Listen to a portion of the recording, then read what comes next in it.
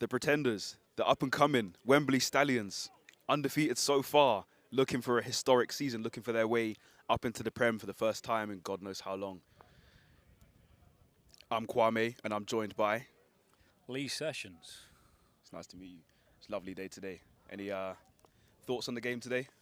I definitely think it's going to be a great game. I think, you know, with the talent that the Stallions have got, they're definitely, you know, looking at securing that promotion into the Premiership, and you know, I'm sure Hertfordshire are going to try and make their life as difficult as possible in that journey up there. And I think Hertfordshire are going to bring their A game today, especially after the controversy that happened throughout the week. Most definitely, most definitely. It's going to be an interesting game for both teams. It is a massive, massive challenge for the Hertfordshire Cheetahs, desperately trying to stay in the Prem after a torrid season that they've had. And the Wembley Stallions will be looking to pile more misery onto them on this lovely afternoon. We may be expecting a bit of rain, but right now it's sunny at Sun, Sports and Watford and everything in between. Today's game, which will be kicking off very shortly. Today's game is being brought to you courtesy of Sportank and our sponsor Warlord, a new movie starring the one and only Billy Boyd from The Lord of the Rings, alongside cast members from movies that you love, such as Baldur's Gate 3, Harry Potter and Battlestar Galactica. That is out now on Amazon Prime. Do not miss it, as this game is about to kick off. The captains are walking to the center, ready for the coin toss. Stallions in blue, Cheetahs in yellow. Be interesting to see what tactic whoever the winner takes, whether they defer or choose to receive. As we are about to find out right now.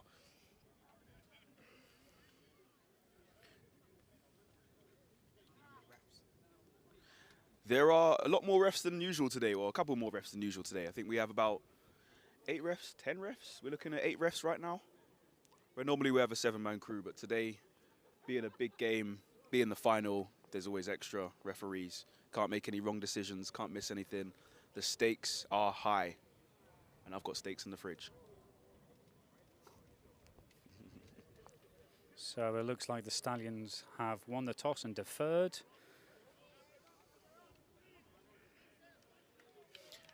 And the Hertfordshire Cheetahs will be kicking off to get this game underway, kicking off towards the Wembley Stallions. No, they'll be receiving. They'll be receiving. My mistake, my mistake. Cheetahs will be receiving the ball. I was looking the complete wrong way. Cheetahs are returning. The Hertfordshire Cheetahs will be returning the ball from the Wembley Stallions. And the ball will be going left to right to start. Because the Cheetahs are coming this way and they're kicking the ball. I thought you meant for the offense. I know what I'm talking about.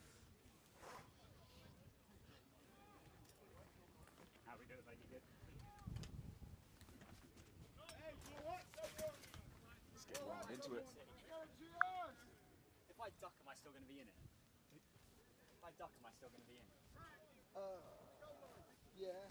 No, yeah. You should be alright if you duck. You can sit down. I'll try not to cross too far over you guys. Yeah, you'll be alright, mate. We've got 2 back in the backfield. It's a 12 starting. We've got 2 and 27.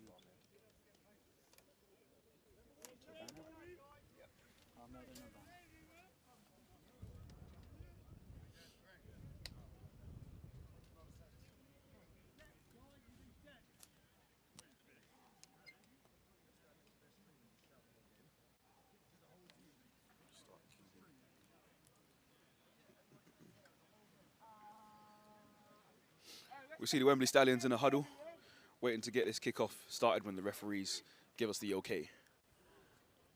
2 returners back to return for the Hertfordshire Cheetahs. That is number 2, Takib Ahmed, and number 27, Toby Abana. Abana in the blue cleats, Ahmed in the pink-ish cleats.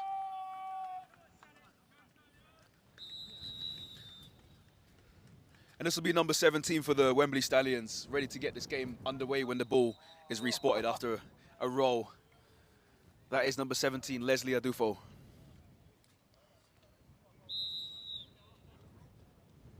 It's a very, very windy day today. The sun was out, now all of a sudden the skies are looking a lot more grey and the wind has kicked up.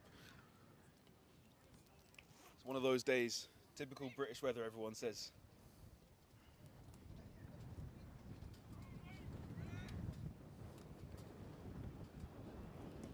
A big kick to get this game underway. This is caught immediately by a Banner who rushes forward towards his left, looks for a crease, finds his way down the sideline and forced out just after the 30-yard line. Healthy return for the Hertfordshire Cheetahs to get this game underway. And their offense will be trotting out onto the field right now. With a new starter for the Hertfordshire Cheetahs, under centre, number 12, Miles Owen Thursfield. Takes the start for the Hertfordshire Cheetahs at quarterback. And breaks the huddle out. Had a gun in the backfield next to him. Looks like they're in ace right formation here. Shuffling over to the left. Abraham motions across. Owen Thursfield, hands off to Adigan. Immediately met by two Cheetahs for a no gain. Number 44 was in there, and number 10 was in there as well. Those are Ben Swaby and Martin Dwamena. Immediately with the first tackles. There was no gain on that play, so it's second down and still 10 yards to go. Back to the drawing board for the Hertfordshire Cheetahs. MOT under centre. I think they're going to struggle to run it up the centre with these D linemen on the Stallions. Fancy another handoff? This time, Owen Thursfield drops back, throws one immediately out wide, and it's almost intercepted, but it's caught by Jaden Abraham around about the 50-yard line. What a jump ball. Fantastic. And Hertfordshire Cheetahs are in business. First down for the Cheetahs in midfield. I think that that DB got very excited seeing that ball coming towards him, but Abraham somehow managed to pick it out the air right in front of him and made a fantastic gain there for a first down. It's like he was playing defense. It was almost like he picked the ball off, and it looked like it was intended for the DB. But that is exactly the receiver spirit that you want, fighting for every ball. So we've gone trips formation here to the right. Abraham with a gain of about 20 yards. Owen Thursfield drops the throw again, well over to Keeb Ahmed, and it falls harmlessly incomplete.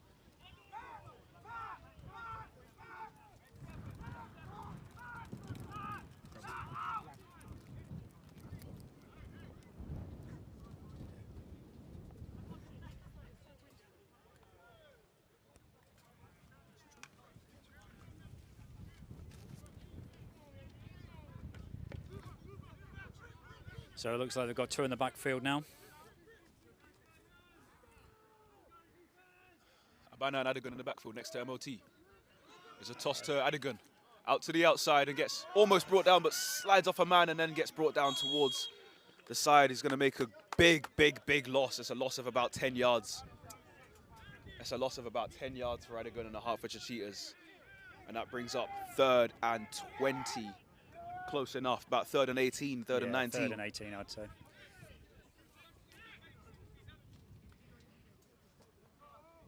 Big, big play and terrible result for the Hertfordshire Cheetahs. For this big 3rd down coming up.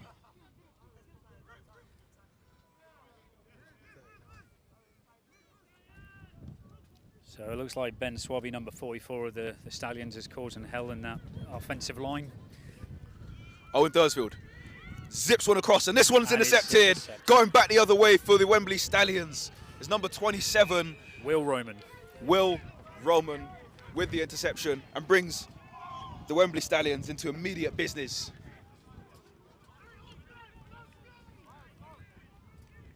Good field position around about the 44, 43-yard line for the Hertfordshire Cheetahs to defend right now. And the Wembley Stallions going in.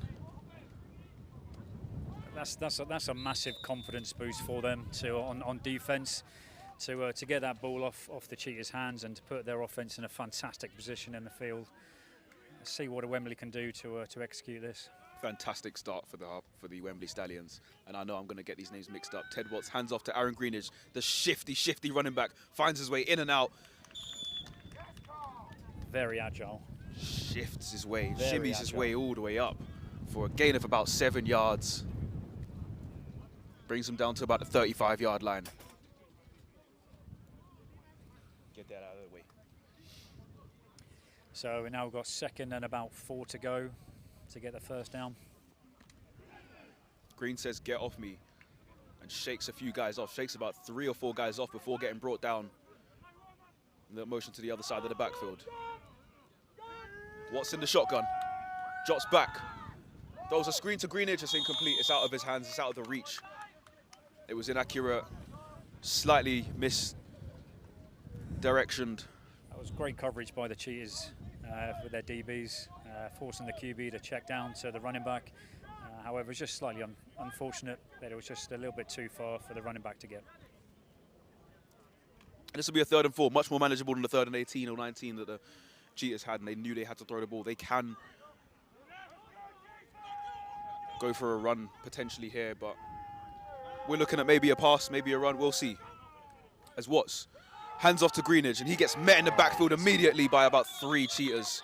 Quite a few guys were in there. Number 62 was the first one in there for the Hertfordshire Cheetahs. And that looks like a loss of 2. Barney so Aylett. Bringing up 4th and about 5. Let's see what the Cheetahs decide to do. Are they going to go for it? The Stallions. Stallions even. I said I'd get mixed up with the names quite a lot. They're not similar names, but for some reason, it's so easy to get mixed up Keep today. me on my toes. They seem to be keeping the offense out. Oh, are they keeping the offense out? They are keeping the offense They are out, keeping the yeah. offense out. In fact, I don't see... No, they're not. I don't see the quarterback. He's gone. Igor Marquez No, Lopez is to a punt this ball away. They're punting the ball. Doesn't seem to be anybody back returning for the Cheetahs. It's straight block, and that's a muffed punt, a muffed snap, and a bad punt, and that's immediately bounced along the floor and So- recovered by the Hertfordshire Cheetahs around about close to midfield. It didn't seem to... In fact, it lost yards. They lost yards on that punt. So 2 very, very big mistakes for both teams on their opening drives. It was a horrible punt for the Wembley Stallions. I mean, nobody was back to return it. It looked like they wanted to really just put them in the coffin and lay them back in their own 5, punt that ball and leave it into the red zone, but just couldn't get that ball away. The snap was bad and everything just went downhill from there. Now, the Hertfordshire Cheetahs offense back on the field, trying to make amends for the first drive that they had. Looks like they're starting on their own 46-yard line. Trips right formation, flipping the running back to the other side. And Kieran Jolly in the backfield this time next to MOT, who drops back and throws immediately and finds his receiver. That's number 19, Declan Gleghorn. I stand corrected, that's 15. Oliver Waterworth. My mistake, the numbers look quite similar. So that was enough for a first down, and the Cheetahs have moved it to the 42-yard line of the Stallions. So Waterworth with the catch, survives the hit, keeps the ball, and moves the chains for the Hertfordshire Cheetahs, who this time hands off to Jolly, spins a move, and gets wrapped up by quite a few Stallions for about a few yards gain. It looks to be about a 5-yard gain, but maybe a little bit less. Yeah, I think that's almost on the 4-yard line, so four-yard gain there. So 6 yards to make the first. Still small positive gains for the Hertfordshire Cheetahs as these grey clouds come out, so they'll want to create something that looks a little bit more pretty than the weather right now. So it looks like they're going into a trips formation to the left. Running back on the strong side.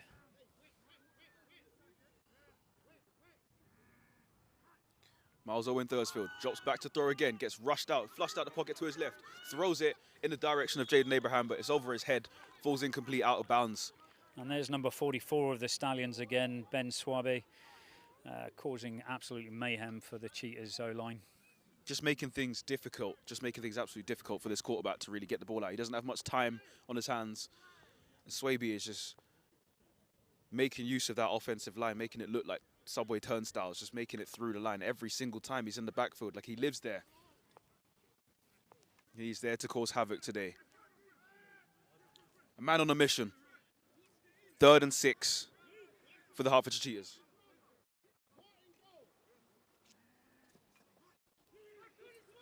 Owen Thursfield, fake toss. Zips it across and finds Takib Ahmed, who gets brought down after a minimal gain. Number 23 with the tackle for the Wembley Stallions.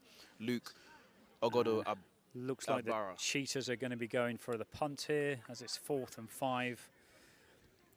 Hopefully trying to push the Stallions as far back into their end zone as possible. And they're going to hope that they could get more of a successful punt on that the Stallions did. The Stallions do have Fabio Gamma back to return with another man to the side of him. That is Steph Atije.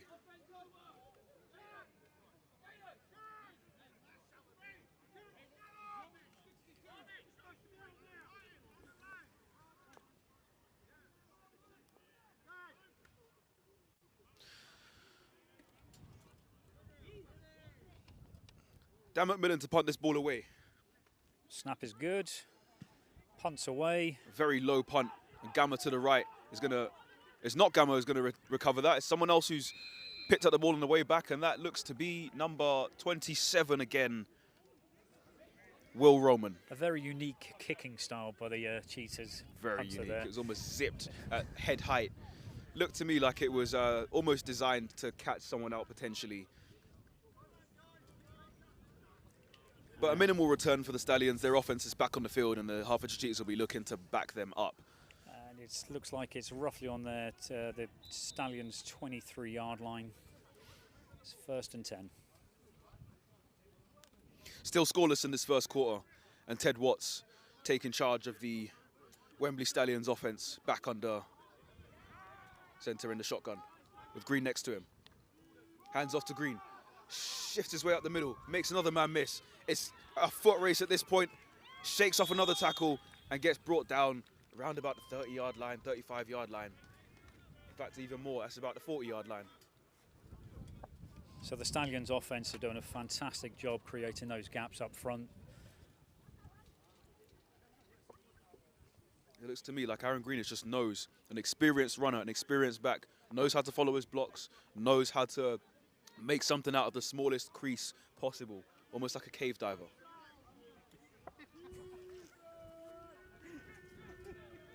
You know about that. You know the vibe. Looks like they're going to blitz on the outside.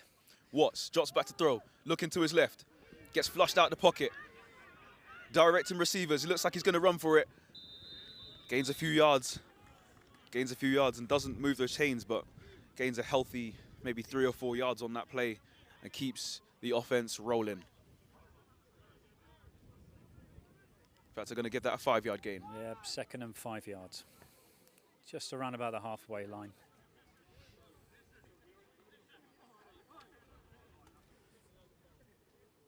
It's suddenly freezing cold. Let's put some layers on.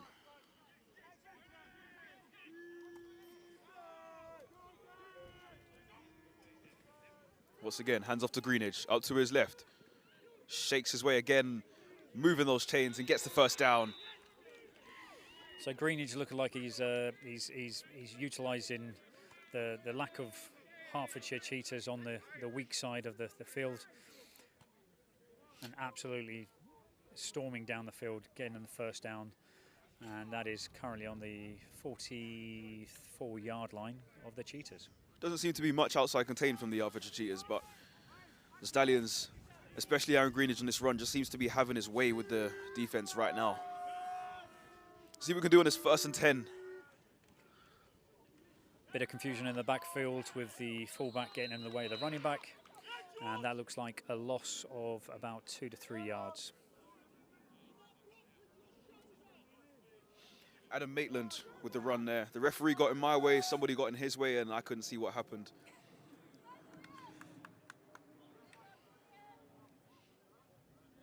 Second and 12.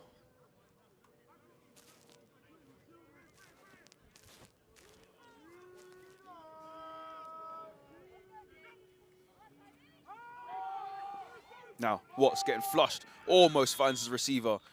I think that was a bit of a screenplay that I think the QB was just under a little bit too much pressure there and lofted that ball in the air, and unfortunately the running back couldn't come down with it. It's a bit of an air ball, and Adam Maitland again the intended recipient of that screen pass. Just caught the fingertips of him, but didn't quite have the reach to bring it in. Stallions keeping 2 in the backfield. And the same again. He's shifting out to a tight end position. 3rd and 12 for the Hertfordshire Cheetahs. Watson shotgun. Fake handoff to Green and rolls out to his left and throws one. Finds his receiver, Igor Marquez Lopez, number 24, for the first down. And that brings the ball up to the 30-yard line for a first down. And that's why they called him 3rd and Igor. Fun fact, that's his Instagram name. Watch out for that man on 3rd down. He is lethal. Always somehow finds a way to the football. It's like a magnet on 3rd down. Something just activates in that man. And he is a different human being on 3rd down. So Stallions still keeping that 2-man formation in the backfield. And it is a run play by Greeny and makes it up to about 3 yards to the 25-yard line. So that's going to be a 2nd and 7. Sorry, 2nd and 6. Lovely running by Aaron Greenidge. Just knows when to hit the gap. He's a very, very patient runner. He just doesn't seem to panic when he's in the backfield. Very, very much Le'Veon Bell-esque when he was at the Steelers.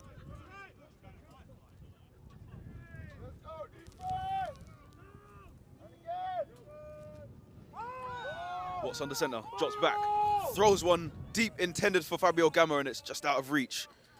Right to the back of the end zone, but couldn't quite separate from his receiver in time. I think that was a really good opportunity. They had one high safety there, so they tried to take advantage of that by throwing the ball down the middle of the field. Unfortunately, that was just a little bit overthrown. And you know what down that brings up? Number 3. 3rd down.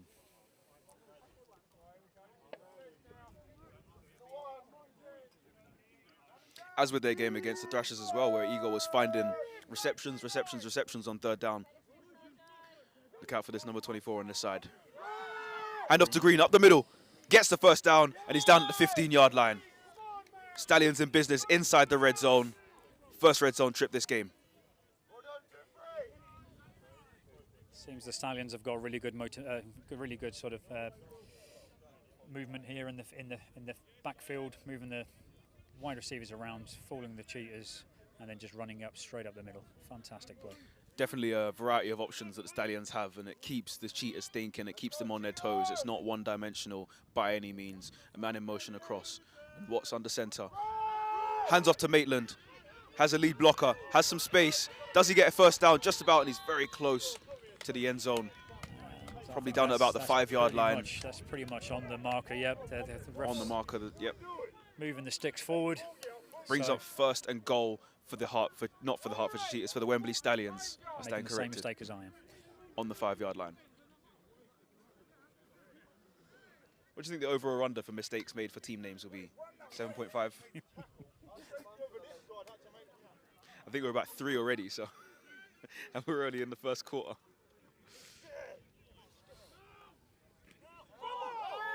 It's a quick snap and a fumble, and it was recovered by Ted Watts. I don't think all the wide receivers were even set that then, so I think if it hadn't been fumbled, there may have been a flag for a false start.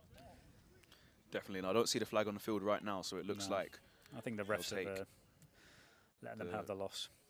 Arguable minimal loss of yards by about an inch maybe, as he had to dive forward for that recovery, but they live to fight another day. They still have the ball, and it's 2nd and goal. Watts under center, Green in the backfield with the lead blocker in front of him. And he's diving forward. It looks to be almost the same thing has happened again. But he holds on to the ball this time. Yeah, we've got a player that's currently down. He's currently got an injured Cheetah on the field as the Stallions are changing their personnel. Looks to be like a heavy package is coming on, and they want to just absolutely bulldoze their way into the end zone.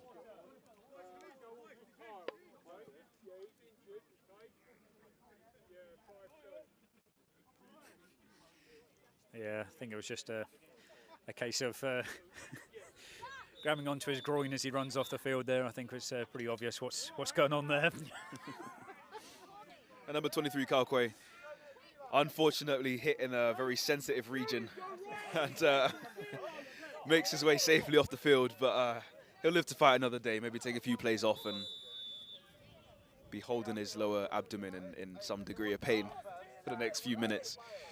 Now, big down, 3rd and goal for the Wembley Stallions. I almost did it again. Watts hands off to Maitland, forces his way up the middle, but gets stopped just before the goal line. Looks to be on the 1 yard line, he gets stopped. I didn't quite see who stopped him. There was quite a few guys. Number 38 was in there for the Hertfordshire Cheetahs, Emmanuel Sake. Looks like they're going quick. Also known as Corgi. 4th and goal, this is it.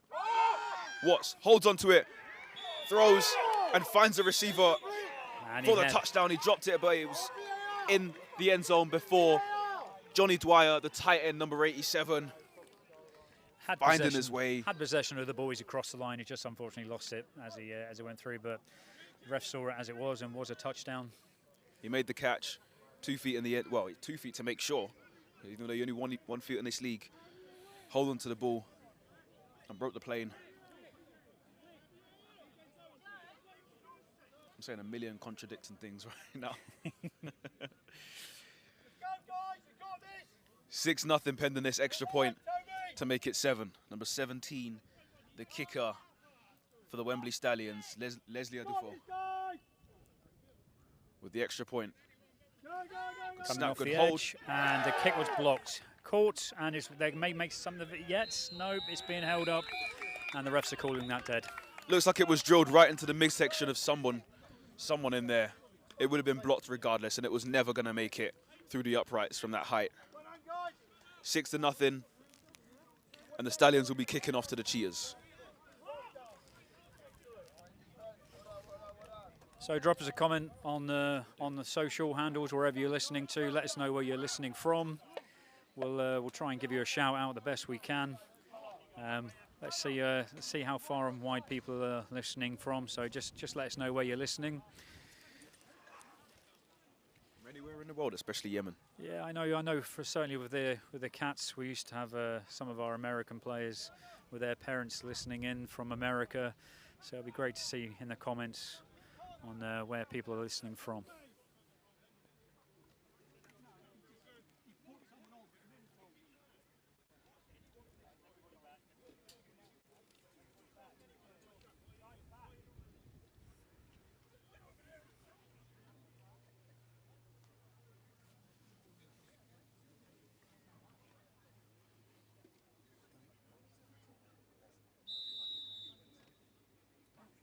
Again, gentlemen. Leslie.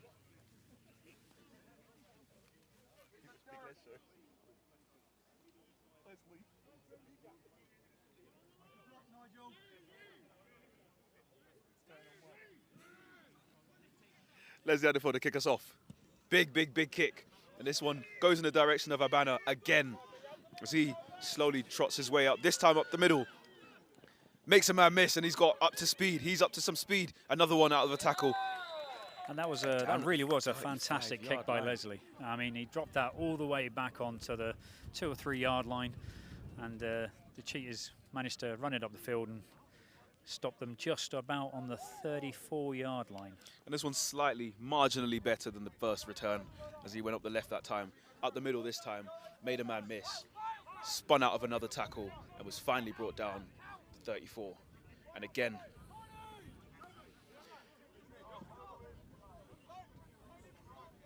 it's a bit of substitution confusion from the Hertfordshire Cheetahs. Miles Owen Thursfield. So the Cheetahs are going for 2 men in the backfield and putting the strength on the right-hand side. It'll be his third drive of the game to try and get some points on the board for the Hertfordshire Cheetahs.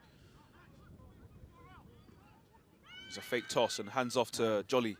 And again, that number 44 making a huge tackle there. Swaby with the tackle, Jolly with the run for about a yard or two gain. And again, Ben Swaby up the middle, just stopping everything coming in his direction. The offensive line for the Cheetahs need to make sure that they're creating these gaps, not missing any blocks. Obviously, we've seen number 44, Ben Swaby, there being a real big hand and making these plays in the backfield. They really need to take care of him much better than that. going trips left. Blitz coming. Thursfield drops back, gets flushed out of the pocket immediately, fires one up, and that's intercepted. It was an air ball. The Wembley Stallions are running back the other way. This is number 23. And we've got a There's flag on the field, play. and he's into the end zone. Is it going to count? Luke Ogodo Abara is in the end zone celebrating with his teammates. Looks like that may be coming back for either a block in the back or a hold. It looked to be like the ball was just caught up by the wind. It had some zip on it, and it just completely stopped and just landed in the hands of the defensive back, and he had daylight and space in front of him, but it looks to be potentially a blindside block is called by the referee, and that touchdown will be knocked off the board. The Stallions will have the football, but they will not have that score. I think that the Cheetahs O-line are really struggling with what the Stallions are bringing. They're struggling to open those gaps on the run plays. They're struggling with the blitzes that are coming up the middle. And obviously they're putting the pressure under the QB and stopping the running back from making any yardage there. They're very lucky for this flag to be bringing them back all the way to around about the 44-yard line inside the Stallions. One could say the Cheetahs caught life. Now, Ted Watts, hands off to Aaron Greenidge, has got a little bit of space, makes a man miss, what a move.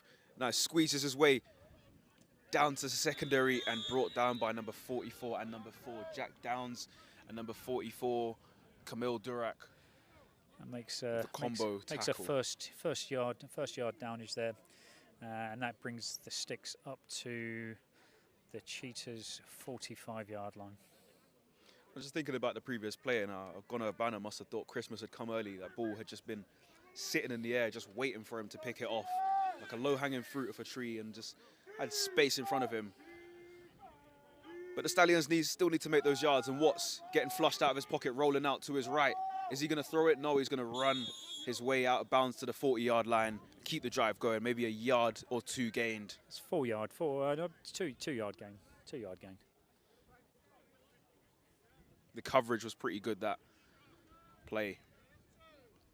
It looks to me the two Downs twins are both playing safety this time. I've seen them both play corner before, so both versatile, number 4 and number 5, George and Jack, respectively, for the Hertfordshire Cheetahs.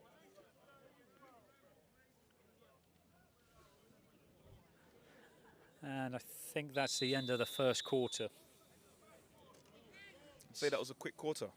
Yeah, very quick quarter. And the sun seems to be coming back out. And do you know what else is coming out? Or something else that has already come out after this sun. Before this sun came out, something else came out on Amazon Prime, and that was our sponsor of today's game, Warlord. It's a new movie starring Billy Boyd from The Lord of the Rings, alongside cast members from Baldur's Gate, Harry Potter, and Battlestar Galactica. I know you love those movies, and you'll absolutely love this one. It's out now on Amazon Prime. Make sure you go and watch that. It is unmissable. It's also stars our Cambridgeshire Cats' very own Stuart Brennan as well. He also directs this film. So if you get the opportunity, just stick it on, give it a watch. Fantastic movie. So if you're a Cambridgeshire Cats fan, definitely watch along, support your teammate. If you like American football, you like people, watch it along, you know. And if you hate the Cambridgeshire Cats, give it a hate watch. Just whatever you do, make sure you watch that movie.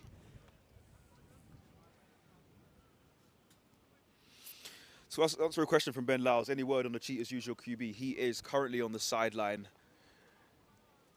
walking around on the sideline. He looks to be fairly fit from the way he's walking. I don't see or don't know of any injuries he's currently carrying. I believe that the Cheetahs are looking for rotation. We've got a young quarterback coming in, and I believe a game like this is a good opportunity to get someone some real experience, given the stakes of this game, given the fortunes of the Cheetahs this season, and given the preparations for next season. I believe that they are going for a rotation at quarterback and just trying something new. You've got a promising youngster in Miles Owen Thursfield. He has thrown 2 interceptions though. Now, Greenidge up the right-hand side.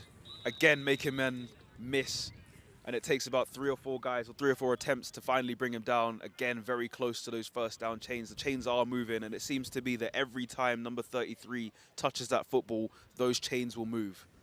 Absolutely, I think it's just the outside contain from the Cheetahs is just not there, and I know it's something that we've seen, especially at the Cats as well. Is their ends seem to crash down and open up that outside, and it just gives the running back a nice open space on the outside to run the ball. I think he's averaging about 10 yards a carry so far.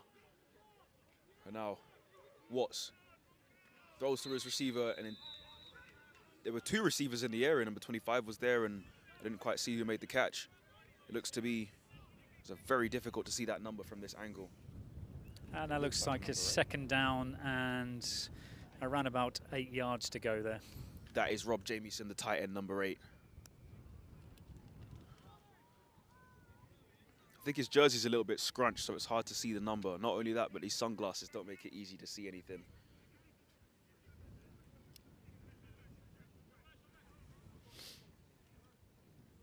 So Stallions keeping everything in the middle of the field. Nick Patata's in the backfield, and he gets the ball. Rushes forward for minimal gain. Fantastic tackle there by number 62, I believe. That's 62, that'll be Barney Aylett.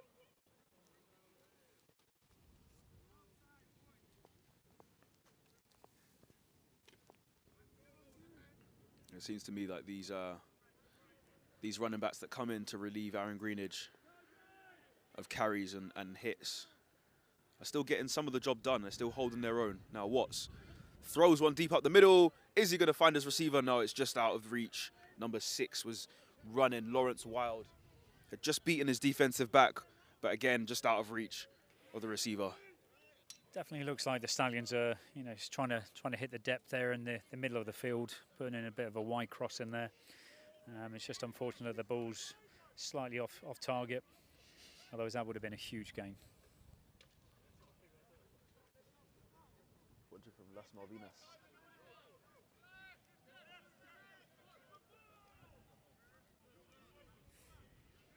Seems to me like the tempo of the game has just slowed down a little bit on this 4th and 6, where Ted Watts is rushing out to his right, throws, and is that intercepted? Was it broken up? It looks to me like it was intercepted. It was caught.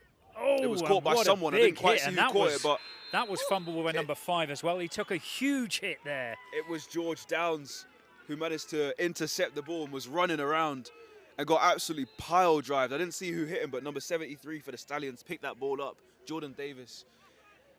And they have that football back. And George is still down, just seeking some medical attention there. He took a huge hit there. I think he got a bit excited and just did not see that Stallions player coming in on his blind side. But that was a great tackle, great recovery, and it looks like the Stallions have the ball back. Now, one could really ask the question. It was 4th down. Was it the right choice to pick the ball off? Should he have just batted it down? Because he did pick it, run around, and then fumble. So now the Stallions have the ball back. The offense are back on the field with a fresh set of downs. What looks to be just inside the red zone, or quite far inside the red zone, actually. It just seems to me like... It looks like it's on the 15-yard line there. Stars were in the eyes of George Downs when he saw that football, ready to pick it up. And after the hit, it seems like maybe he saw stars, because what a hit. Definitely took the wind out of him. Watts throws out to his right, Fantastic finds the receiver. pass. It's the same guy, number 8, again, fighting towards the end zone. I think he's just a little bit short. Rob Jamieson. It looks like that's on the 1-yard line. He tried to reach across the goal line there, but wasn't quite tall enough or long enough to get it across there. But it gives him a fresh set of downs, and he's got about 1.5 yards, maybe 2 yards to go. Just about didn't have the length. The girth is negligible. And they're going quick here. Again, handoff to Greenidge, up the middle and into the end zone for the touchdown. So that brings the score to 12-0. And the Wembley Stallions are really taking charge of this game now. 2 scores and they have a bit of breathing room. That's going to ease any nerves that the Stallions may have had. I think they're only just starting to turn the heat up a little bit now. I think the Cheetahs really need to focus on that run game, stopping that run game. The Stallions seem to be using that to their advantage, running up the middle, around the outside. And Leslie Adefo with the extra point attempt right now. It's going to be better than last time. He gets it up, has the height, has the distance, and the referees say extra point is good. 13-0 to the Wembley Stallions. very unusual kicking style by Leslie there again. But it went up through the uprights, and that was a good score. Bringing the score now to 13-0.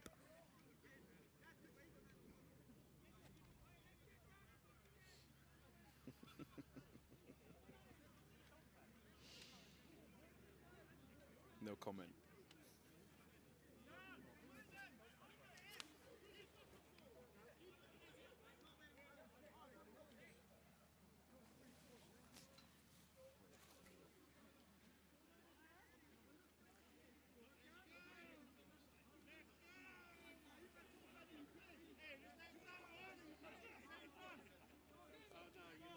So about 20 minutes of gameplay into this tie, and the Wembley Stallions will be kicking off for the 3rd time. This is the 5th time that we will be seeing the leg of Leslie Adefo, number 17. He's called number 7 there, 777, so that would indicate to me he's probably going to put this in the left corner. But we'll see if he's got the same system as most kickers have. And if you didn't catch that, first name, Leslie. Big kick up the middle again. It's the same 2 returners now, someone else this time, but Taqib Ahmed recovers it, shakes his way past the first guy, and gets brought down by the second one. Down at about the 30-yard line for the Hertfordshire Cheetahs, and I almost did it again. It's a very difficult kick for Leslie there. It's into the wind. It's quite a strong prevailing wind now, as we're trying to hold this gazebo down to stop it from flying away. So the wind has definitely become a factor in this game. Thankfully, the Cheetahs have the wind to their advantage. Let's see if they can turn it into an advantage and try and get some points on the board here. They're breaking the huddle, and they've got 2 in the backfield. And they've got the strong side on their right-hand side. So, MOT under centre for drive number 4 for the Hertfordshire Cheetahs. 2 of them have ended in interceptions. And almost a third one. And a third one does. A flag comes out, but somebody in blue has the ball in their hands after a tip. That looks like it may be coming back, as that was roughing the passer, I believe. It was number 15 with the tip. Kent Becerro, the former Brunel Burner. Recently married. Congratulations to you. And with the tip and the interception. Roughing the passer, giving the Cheetahs a 15-yard penalty and retaining the ball.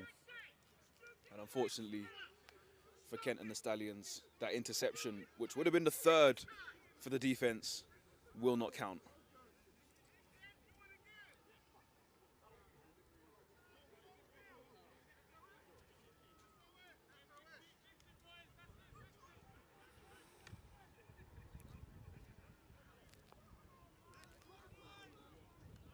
That's my former teammate.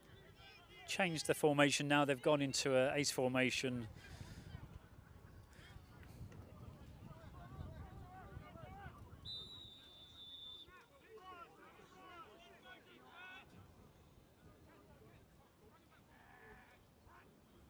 Oh, in Thursfield.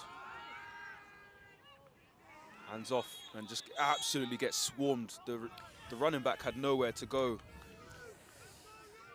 I think this offensive line is really struggling to keep this D-line in front of them. Looks like there's a lot of confusion within that team. I think Jolly just had nowhere to go, just absolutely nowhere to go at that point. As soon as he received the football, it's essentially just go down, because there's no space, just take the hit. There's not much you can do with 3 guys in the backfield before you have the ball.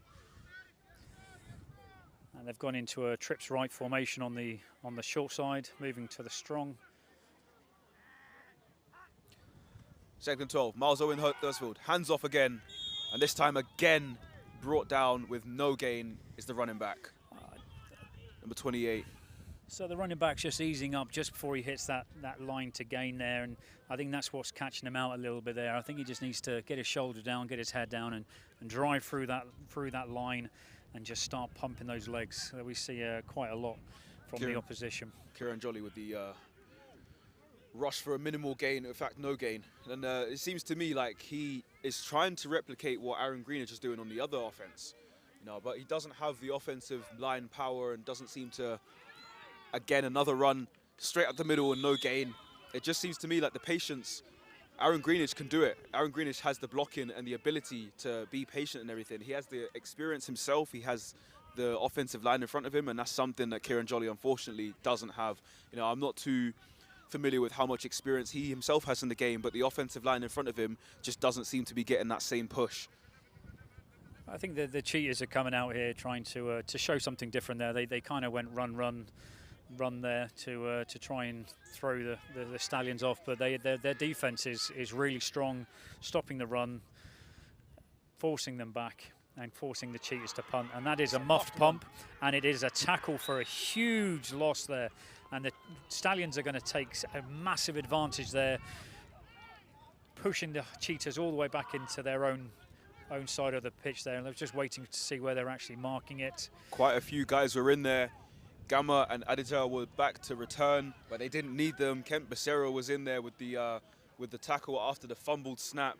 Another guy was in there. I didn't quite see the number, but it just seems to me that the Stallions right now, the fire is getting hotter. They are getting warmer. They are firing up and getting ready to just put this game to bed. It looks like this. It's on the Cheetahs' 24-yard line, so 24-yard line to 24 yards for them to go. Come out in an ace formation. Now, Watts dropping back, rolling out, has a wide open receiver, has his man. Is he in the end zone? Not quite. And again, exposing the center of the field there.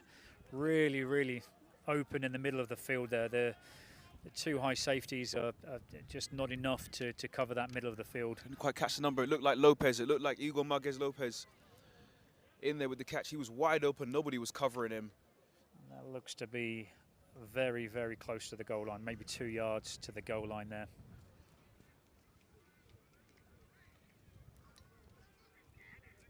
Lopez, number 24, out wide. Watts drops back. Throws over the middle this time, and it's in and out of the hands of the receiver. Would have been a touchdown. Again, he was open. Number 84 this time. Findlay Russell Page just didn't have the hands to bring it in. And again, still attacking the centre of that field. Cheetahs have got to plug that gap and stop the Stallions in that area. Just seems to me, you can tell there's a difference in the mood on both sidelines. The Stallions sideline just looks a lot more upbeat, a lot more happy, a lot more ready to go, and just a lot more hungry. And the Cheetahs just already seem to have the wind knocked into them, even though they've made a stop here. It's a positive play, stopping Maitland from getting into the end zone. And again, the Stallions will be going to their heavy package, looking to just punch this one in. Yeah, I was just about to say, it looks like the big boys have just come on the field, so it looks like they're going to try and run this up the gut. If I was the head coach here, I'd be looking at two more downs to get across that goal line. Watts, hands off to Maitland. Does he go up the middle? Gets swarmed by quite a few defenders, but not before he crosses the goal line into the end zone. It's another touchdown for the Wembley Stallions. This game is getting away from the Cheetahs right now. The Stallions are putting the heat on. Just like most of the other games they've had this season, they've run away with the scoreline. I think the Stallions have had a really good off-season. You know, the folding of the Hornets, and you know, watching some of their social handles there. They've had a lot of players coming in from the Blitz B, so they've really made an effort to build this team, and I think they've done a great job. Snap, good hold by Lopez and good kick by Adufo to make it 20-0.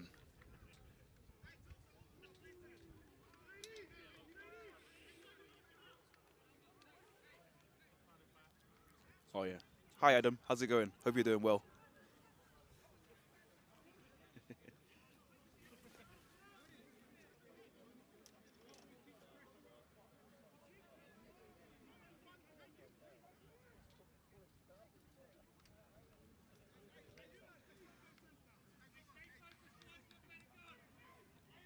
And Adam on Facebook saying he thought it would be a closer, competitive game. I think you're absolutely right. I think we were all expecting this to be a close game. The Cheetahs don't want to get relegated; they want to stay in the Prem. However, I think the Stallions have just brought their A game to this. They want the promotion. They want this more, and I think you can see that on the sidelines here, on the faces of the players. The Stallions are definitely hungry for this, and I think the Cheetahs have had their wind taken out of their sail.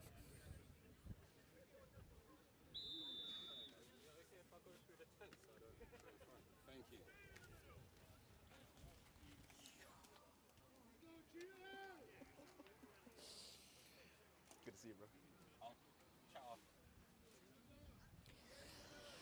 Leslie ready to kick off here. Not a big kick by Idaho this time. Bit of a chip shot there. And recovered by 98 of the Cheetahs. This is Daniel McMillan again. Oh.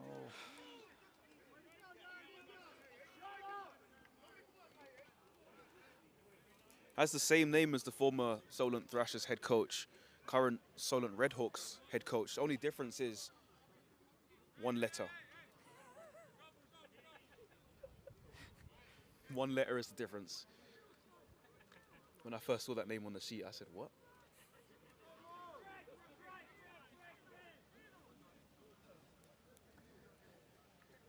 And the Cheetahs are coming out on trips left here. MLT in the backfield and Adagun next to him, a running back. MLT drops back and throws one in and out of the hands of number 15. It was down towards the ground, and Oliver Waterworth couldn't quite get low enough to haul it in. There's something you see from QBs after they've had a couple of interceptions. They start aiming off a little bit and aiming down to the ground, making it really difficult for wide receivers to catch the ball. I mean, it really goes without saying, it would make it difficult for everyone to catch the ball. Now, an incompletion is obviously less catastrophic than an interception, but neither are ideal or even good for an offense. So we've got trips left. As this wind is picking up. Owen Thursfield again in and out of the hands of Waterworth. It was behind him and he tipped it upwards, and 3 Stallions were in there waiting like hyenas to pick that off.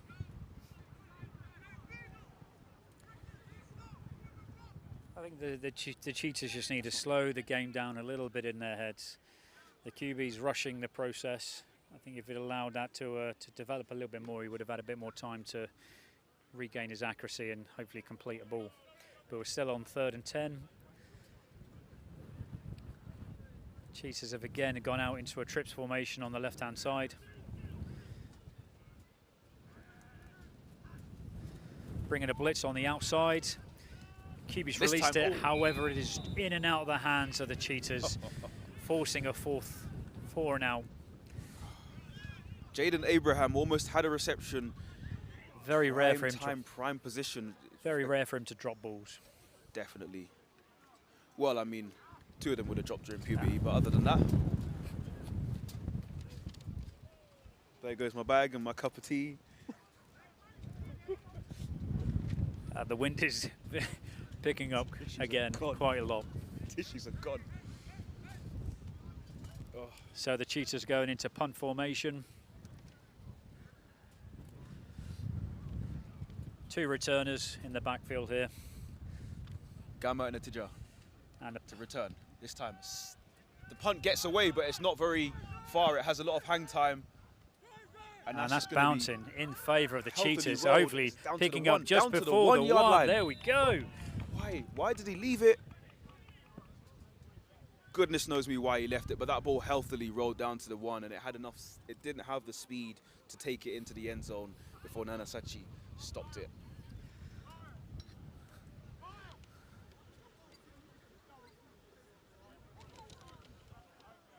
So I'm going to hazard a guess that the Cheetahs are going to bring the blitz and the house here to try and get this safety. They'll try and get anything they can at this moment in time. 20 points down. Haven't been into the red zone themselves. This is an opportunity to send everyone. They're going to be hoping for a safety or maybe an interception or a fumble. They will try everything at this moment in time. And this really makes you think, you know, because if a defense can be too aggressive, they run the risk of opening something up. The big pass over the top, which we know that the Stallions are capable of doing, as they've tried it already a few times so far. This absolutely needs to be a very quick ball. If Watts gets time in the pocket, oh, and he rushes forward, he rushes, and he gets a first down. The defense wasn't ready for it. And Ted Watts is almost out to the 20-yard line already. He's out down at the 18, they're going to mark him.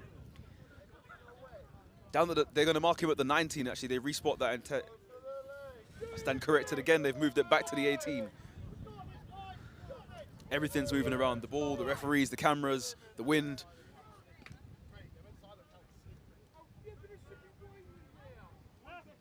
They should have been ready for it, but they weren't. Now, first down again, and hands off to number 25. Finds his way up the middle. Nick Patatas. Making about a 4-yard gain there.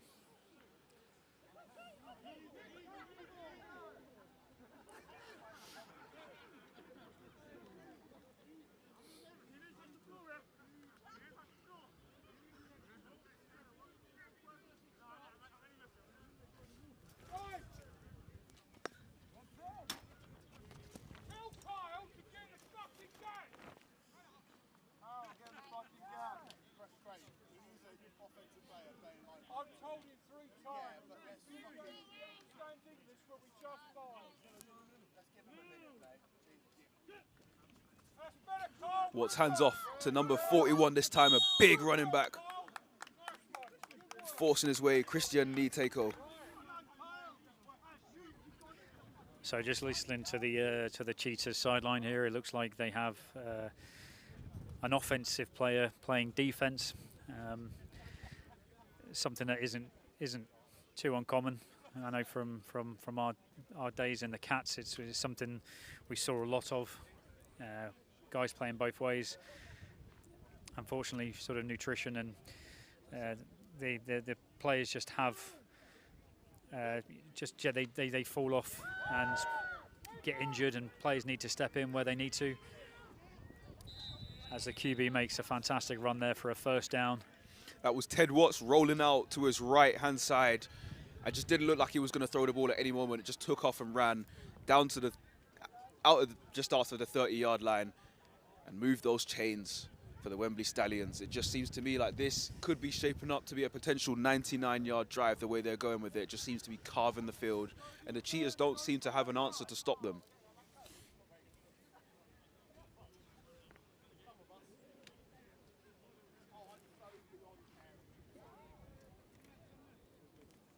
You can really see the difference. You can really see the difference in the mood between each sideline. Now Watts in the pocket, drops back, and it's almost intercepted. Caught. It's intercepted. It's George Downs, number 5, for his second interception of the game, but this time he goes down and keeps the ball. That was gifted to him, placed straight into the breadbasket. Just completely missed the receiver. I didn't even see who the intended receiver was, but just completely missed him.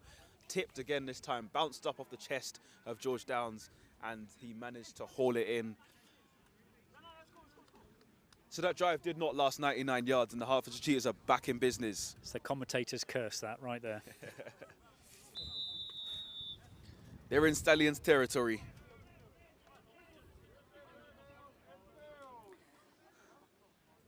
Cheetahs. Big Cats in horse country looking for their first score of the game. MOT under center. And he drops back and throws immediately. Jaden Abraham has a reception and works his way outside, but gets brought down. Has about two guys next to him. Taking advantage of that short ball there, making 4 or 5 yards. Emmanuel Mani Olagbaju with the tackle. He was the first guy in there. I'll leave the pronunciations of names to you. I try. But some of these, this writing is so small, sometimes it's hard to see the names. I sit there squinting my eyes for a minute. MOT throws another one. Waterworth. That was a monster hit. Fingertips on the ball and gets completely flattened by number 22, Adam Higgs, my former defensive back coach. from the Bruno Burners.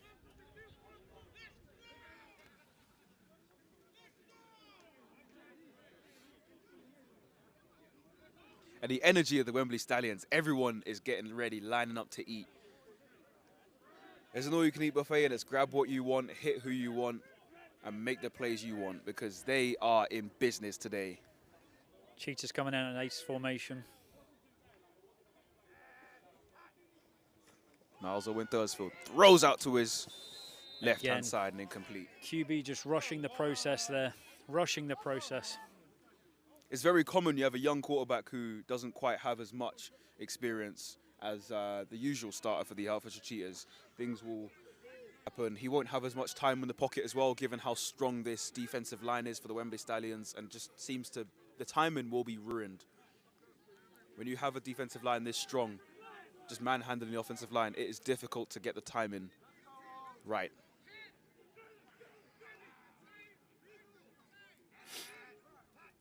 Trips to the right for MOT12 as he looks to his right, then he looks to his left, throws it. Intended for Taqib Ahmed, but it's too short. And that will bring up 4th down for the Hertfordshire Cheetahs.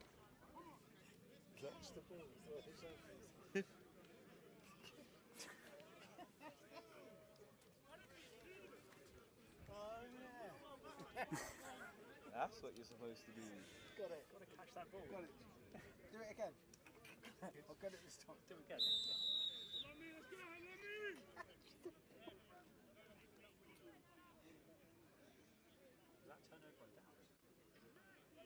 Yes. So a turnover on downs there. So the Stallions take over on their 37-yard line. Roughly where they And the lost it. clouds seem to be mimicking the mood of the Hertfordshire Cheetahs sideline, because the clouds are getting more grey and the sideline is getting a little bit more and more irate. Now, Patatas forcing his way with blockers and help from the offensive line to gain about 3 or 4 yards. That makes all the difference when you've got an offensive line who are not only just blocking, but as soon as they finish their blocking, getting behind their running back and pushing him downfield. You know, those extra yards do count in the end. Definitely, it really does help, and it knocks the wind out of you a little bit as a defensive player when you see the offensive line really putting in that extra shift to gain those few yards, those fighting yards that really make the difference, especially on 3rd and 4th and short. A big gain on 1st down for the Wembley Stallions. Lining Green up is back in the backfield. motion. And Watts does hand off to him, and he shifts his way immediately for a big gain. Moves those chains. It looks very close to the 1st down marker and gets brought down eventually. And Those chains, will they move? Yes, no, they potentially will. Keeping it Or down. it'll They're be very short there. And very short, 4th and Very inches short. it looks to be. Wouldn't be surprised if we see another QB keeper here. In fact, I stand We've got to corrected, play it maybe down. 3rd and inches, not 4th and inches. Azarius Stallion late to get up. Seems to be rolling his shoulder around, maybe fell awkwardly on it. So, big offensive lineman doing a fantastic job. Getting help to his feet, and he's walking off the pitch. That's Jared Duet. Safely making his way towards the Stallion sideline. Being congratulated by his teammate number 78, Sam Sapie, on the offensive line. As he jogs his way off the field and the Stallions get back into business. So we got trips right, QB's in shotgun. Motions the man in. Now Watts hands off to Greenidge, curves his run up the middle, skips past the man. That was a beautiful move and gets brought down after a gain of about close to 10-yard gain, close to another 10-yard gain. And he maintains that 10-yard average he's been getting. There's only one run that he's had where he was stopped in the backfield and didn't gain at least a 1st down. Such a fantastic cut back there. The running back was following his blocks in front of him, realised that he had a massive gap open on his left-hand side and just cut back into it, getting that crucial 1st down and another 4 downs to make the next marker.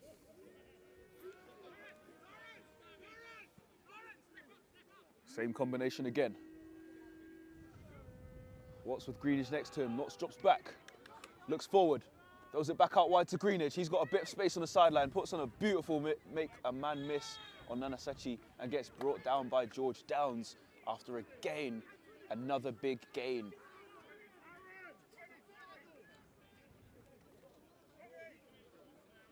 Just seems to me like Aaron Greenidge is calling the shots for this game as he and Gamma make their way to the sideline to be replaced by Maitland and another receiver I didn't quite see who came on. I don't think it's going to be long before we see the 2-minute warning being flashed up by the ref. Yeah. Lawrence Wilder's out wide, and Adam Maitland is in the backfield with a lead blocker in front of him. That is number 86, Carl James. Now, fake handoff to CJ. Adam Maitland has a bit of space, cuts past another man, and gets... He's driving his way. He was driving his way, and it took another man to bring him down. Again, another first down. And into the red zone again go the Wembley Stallions.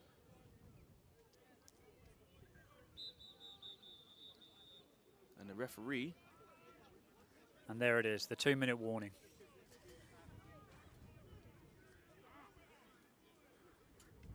Both teams still got all their timeouts, so I wouldn't be surprised if we start seeing the Stallions calling in their timeouts just to make sure that they've got enough time to run into the end zone here.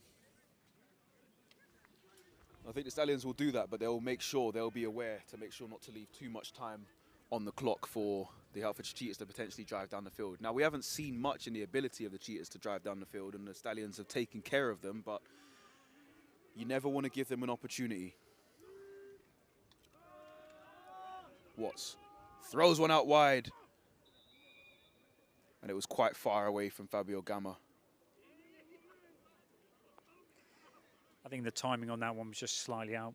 I think the ball was where it should have been. I just don't think he allowed enough time for the play to develop and the player to get out to the flat there.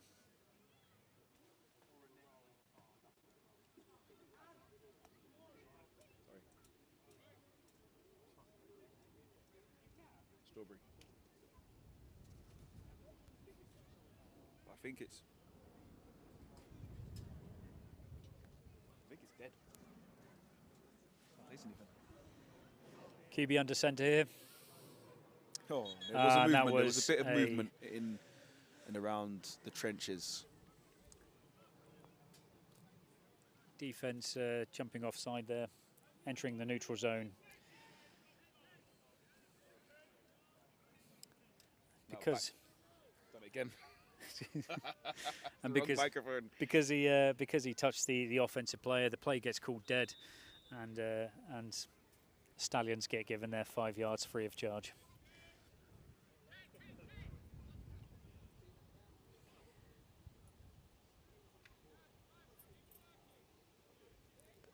Now, before this play comes off, I'm going to take a quick minute to just give my props to whoever did the roster for Wembley Stallions, because this piece of paper is absolutely quality. Thank you, Warren. Warren Smart, you're a legend. Now, Watts throws it, fantastic. intended for Leslie Adefo, and he gets the reception. The referees raise both hands. It's another touchdown for the Wembley Stallions, and this could get messy.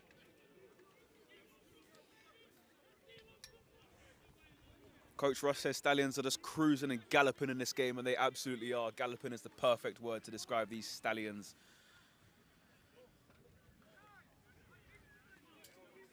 Nothing has been able to stop them so far this season, let alone this game.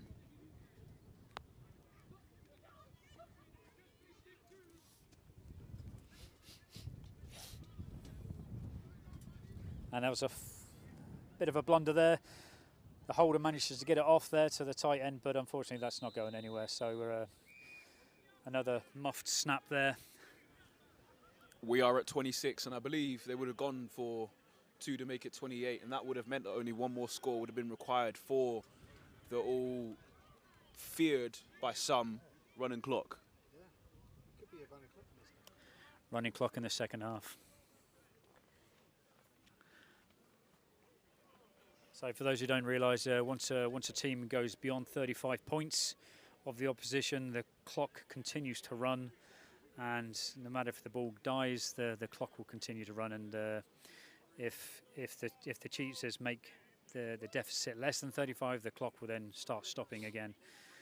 But I think the Cheetahs are struggling to find the momentum that they need to get the ball down the field and into the end zone. And the Stallions seem to be very confident in what they're doing and very well trained. And it looks like this is going to be a very quick second half for us all.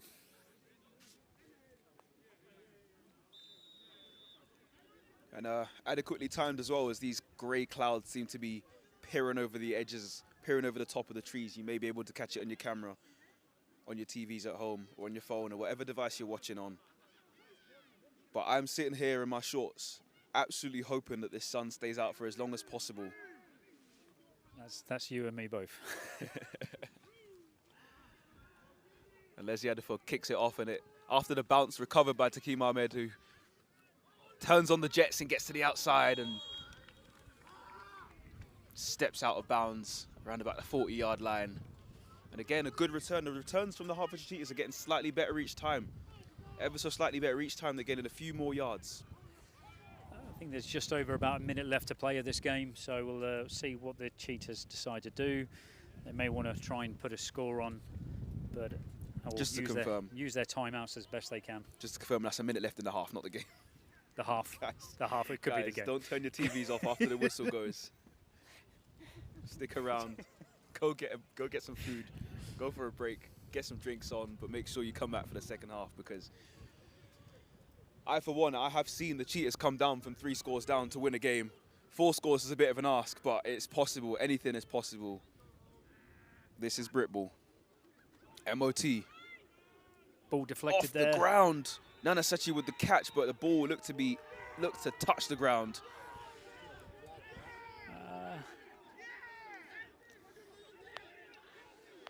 I thought the ball hit the floor there, but the ref seemed confident that he made a yard there. But it's the person with the stick.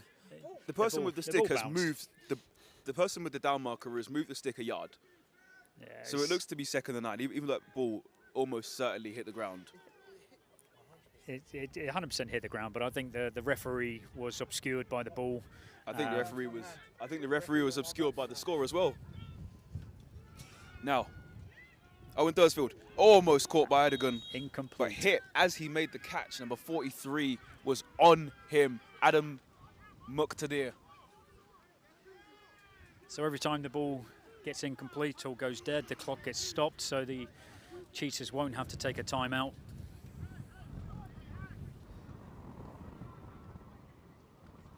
And this wind is absolutely battering us.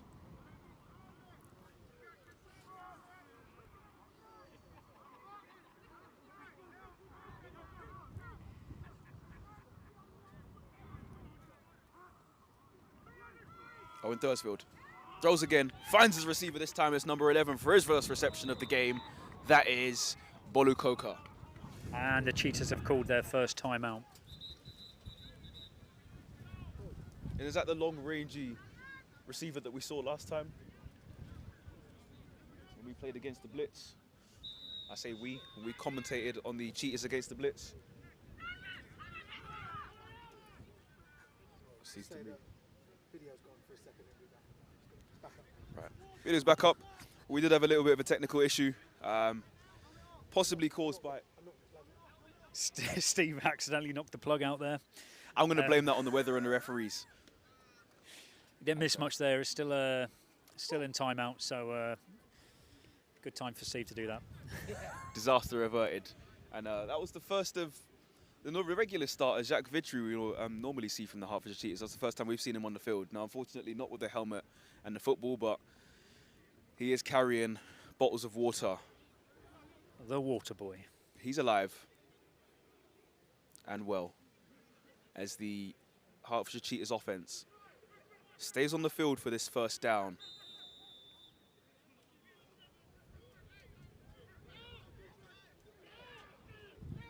Cheetahs in trip formation. Stallions are ready to pounce.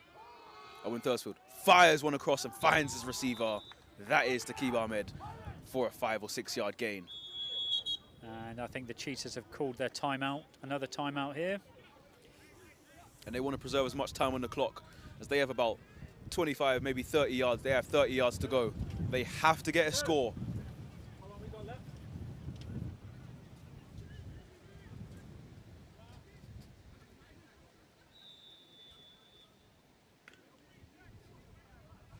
And we've got 23 seconds left of the half. 23 seconds. Let's see what the Cheetahs can do. Enough time for a couple of shots to the end zone, but they've got to get some shots outside the box as well. They've got to get the ball. And the Cheetahs have got one timeout remaining, one timeout. So you want to get the players to run out of bounds, but it looks like they're attacking up the middle. So if they do, they go to ground. And now we've got a timeout from the Stallions. Just checking to see what the Cheetahs were going to come out as and readjust their defense to make sure they get that stop to keep that score 0 as they go into the half.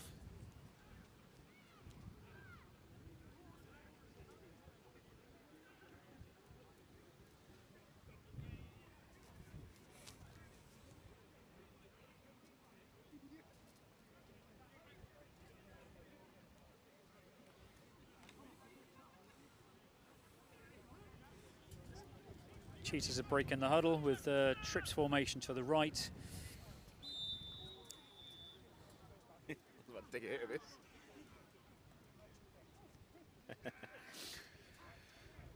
Miles Owen Thursfield rushes out, immediately forced out of the pocket, and he's rushing out to his right and throws one. It's in and out of the hands, in and out of the fingertips of Jaden Abraham. Well defended, number 27, Will Roman of the Wembley Stallions. And it's still 3rd and 1 here with not much time on the clock. I think from what I just heard there is about 15 seconds left on the clock. Owen Thursfield had no time, very little time, and had to escape from Daniel Bunu, who was chasing him down. Managed to do it and managed to unload a pass out wide, intended for Abraham to try and catch it and get out of bounds, but just couldn't quite haul it in. Well defended. Looks like they're blitzing, and Stallions didn't retreat from the line quick enough, so a flag was thrown, but I think there will be a decline of the penalty and they will take the yardage. Nana Sechi just inside the 20, inside the red zone for the Hertfordshire Cheetahs. Don't have to use a timeout because the refs had called it because of the flag, so they still have one timeout left. Keeps a little bit of time and keeps their heads in the game. This is it. 11 seconds. 11 seconds. To get 19 yards and into the end zone. So these are definitely going to be sort of pass attempts into the end zone. So the Stallions defense are going to be playing very soft here, very soft to make sure that they're not going to get beat behind and to stop anything from getting into that end zone.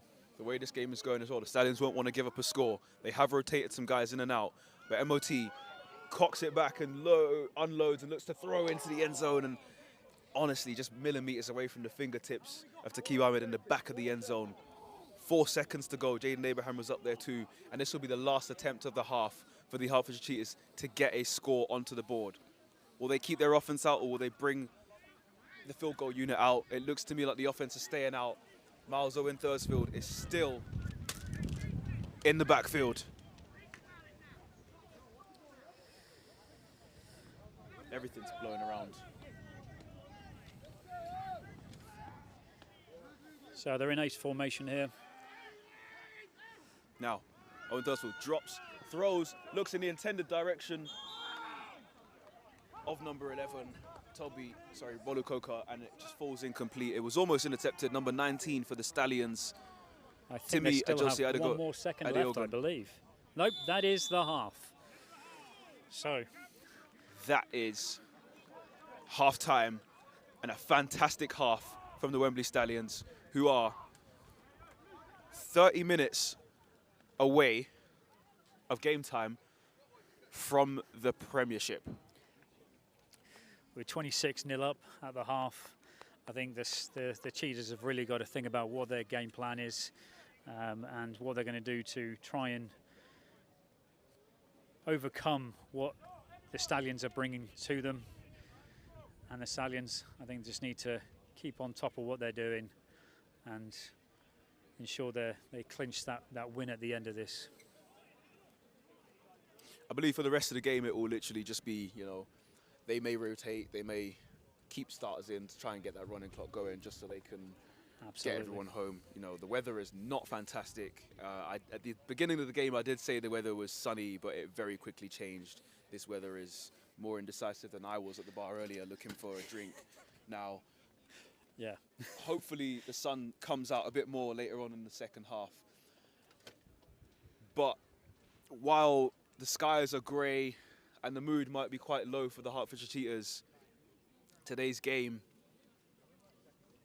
being brought to you by a lot more positive sponsor, courtesy of Sport Tank and our sponsor Warlord, a new movie which guarantees to be better than the weather today. It's starring Billy Boyd from The Lord of the Rings, and it's alongside various cast members from your favourite movies such as Baldur's Gate 3, Harry Potter, the legendary series, and Battlestar Galactica, which I know you all know and love.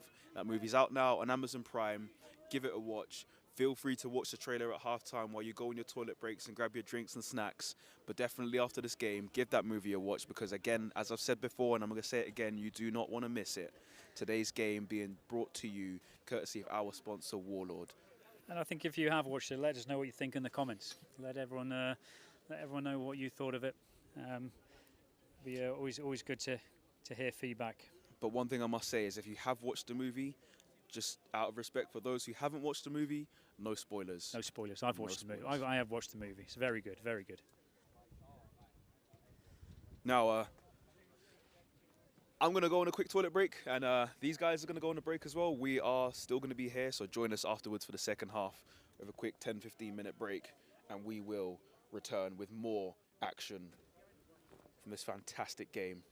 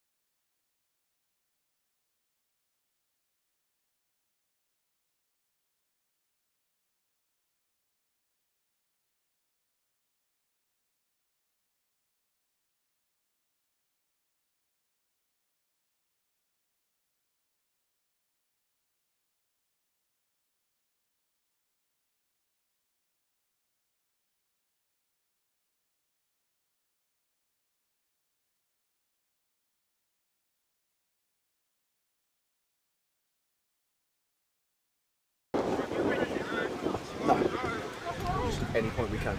Ready? Go. Ready for the second half of this game. And the Wembley Stallions again will be kicking off to the Hertfordshire Cheetahs. Very interesting because they kicked off to start the first half as well. Very interesting.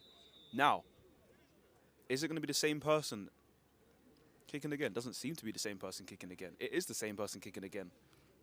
Leslie Adefo to kick this second half off for the Wembley Stallions and kick the ball away to the Hertfordshire Cheetahs. Taqib Ahmed and Bolu Koka are back to return to the left and right, respectively, number 2 and number 11. The Wembley Stallions are ready to add more scores to this 26-0 game so far. And a big kick caught by the wind and muffed by someone and almost picked up, but he was on one knee. Number 98 had that ball, Daniel McMillan, but he didn't quite have his foot in. And that means that the Hertfordshire Cheetahs this time, unfortunately for them, will be backed up a little bit more than previously. They look to be down around about the 40. I tell a lie, I stand corrected. They're at the 30-yard line. Yeah. So again, not as good as the previous return where they got to the 40. But the Hertfordshire Cheetahs now 60 yards to get some points on the board. Miles Owen Thursfield in shotgun.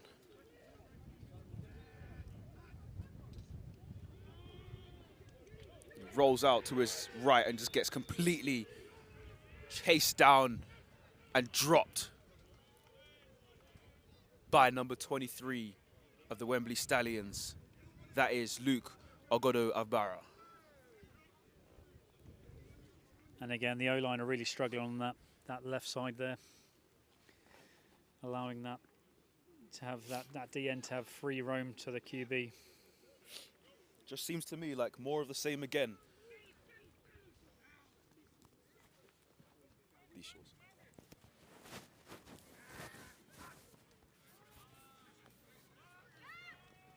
MLT throws one and finds Jaden Abraham for a gain of about 3-4 yards.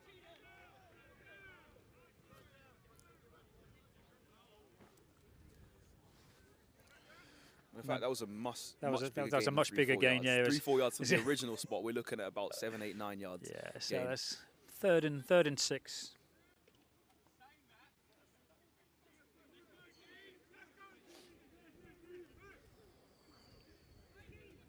Big third down for the Hertfordshire Cheetahs here.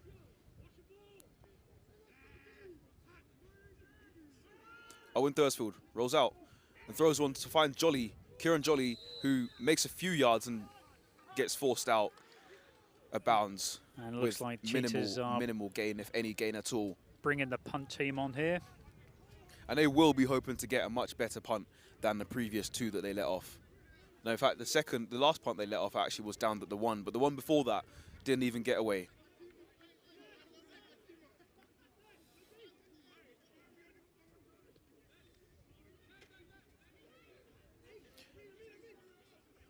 And they do have 2 punt returners as Fabio Gamma makes his way to the field. A bit late, but Gamma to the right and Atija to the left. Number 1 and number 2. Both lined up back for the Wembley Stallions to get this away. And Dan McMillan to punt this ball off, number 98. Had an extra man on the field and there's a flag that comes out. That's going to bounce all the way harmlessly into the end zone, and a flag will come out for the extra man who came onto the field erroneously. He came on, he was just inside. And it's likely they might re-kick that or enforce that 5 yards and ask them to re-kick.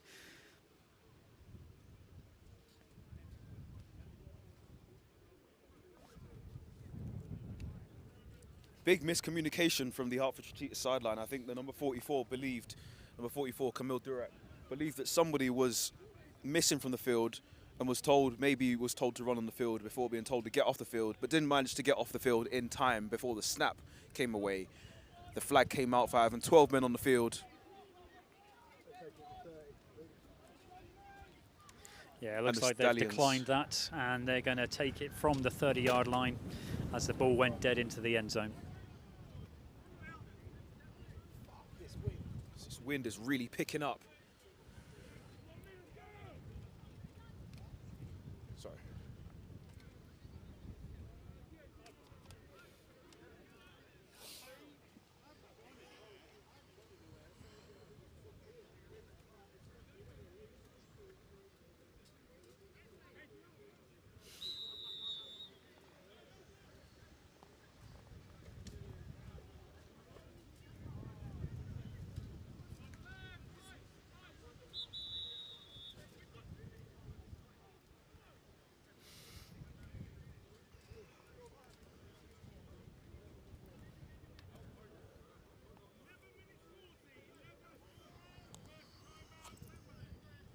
After a bit of a delay, Wembley Stallions have called a timeout and we have 11:40 left in the third quarter. The third quarter seems to be going very, very quickly, and it will be 2 scores for them to put up before the clock becomes ever running.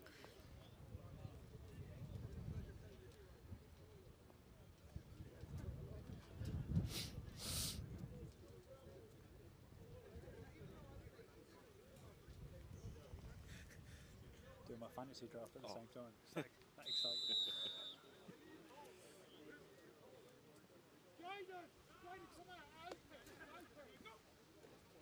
Watts hands off to number 37, another running back this time, who gains a couple of yards and doesn't quite manage to get through the gap.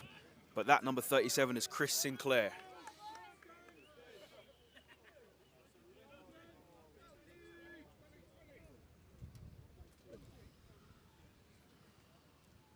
Cheetahs read that really, really well there, stopping the outside run there and forcing them into only a 1 yard gain. We're at 2nd and 9 now, 2nd and 9. It's getting to that time because I can feel raindrops flying at me sideways. As Watts hands off to the same guy again, Sinclair, who doesn't really manage to find anywhere. Just gets swarmed by about 3 or 4 guys. Alex Quay was in there. And the Cheetahs have really come alive now, stuffing that with the run play, stopping any yardage there. So we're now on 3rd down and 9. I stand corrected, Carl Quay.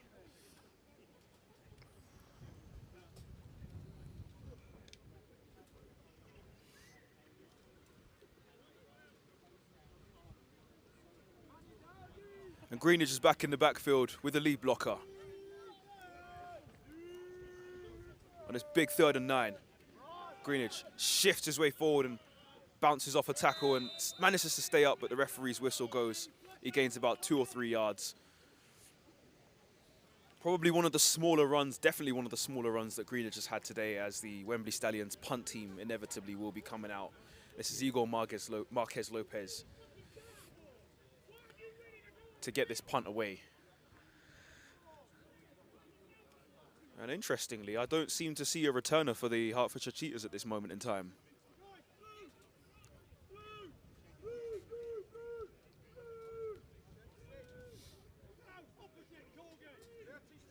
And there still doesn't seem to be a returner for the Hertfordshire Cheetahs. Very interesting style. They've gone fully for the block. And it was blocked this time. They did manage it. And look who it is, number 62, who recovers that ball for the Hertfordshire Cheetahs. Barney Aylett, they are in business. They have the ball on the 7-yard line. I guess it worked out good to not have a returner. It didn't matter. Barney Aylett with the recovery, and who blocked it, I wasn't quite sure. Was it Dan McMillan? We don't know. I didn't quite see who it was. You might have to catch that on the replay, but it looks like Dan McMillan is celebrating. Number 62, Barney Aylett, definitely celebrating with a return. And the Hertfordshire Cheetahs, well in business. This is their first trip into the red zone, and it comes off a special teams play. Hello. Hi.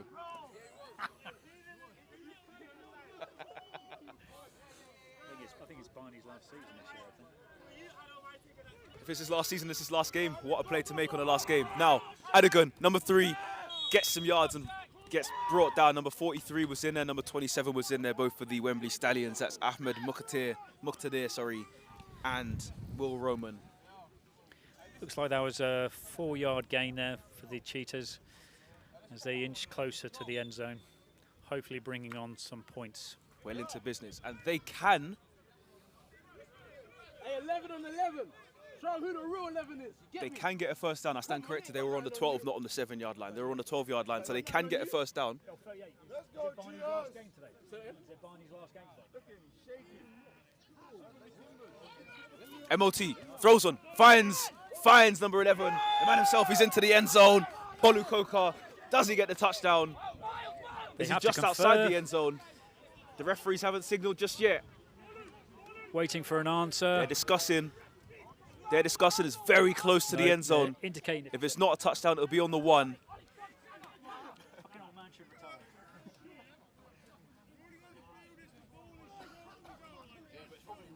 And it's just short. The referees have marked him just short inside the 1. I'm going to try and get a better look from the goal line.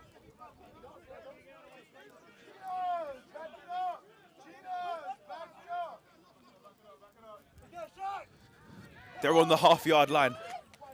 They're on the half-yard line. MOT and shotgun.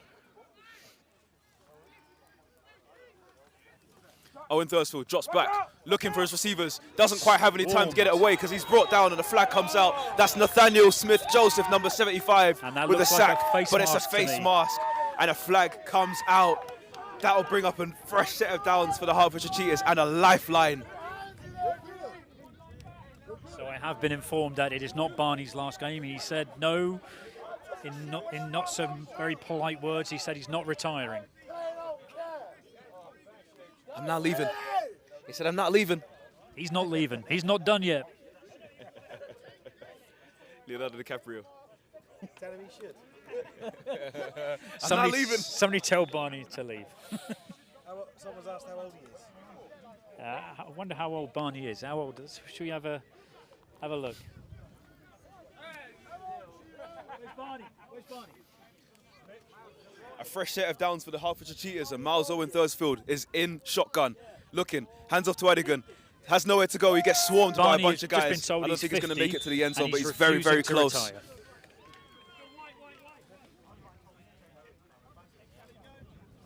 Oh, that's too windy. They're all asking, mate, they're all asking. They're saying, isn't that man retired yet? Listen, I take that as a compliment. When that happens, I've had that. Someone got on, he said, "You're not retired yet." I'm like, "Yeah, no, still here." Someone said, how old are you? In the comments. 50. Said 50's 50. I'll take you, man. 50.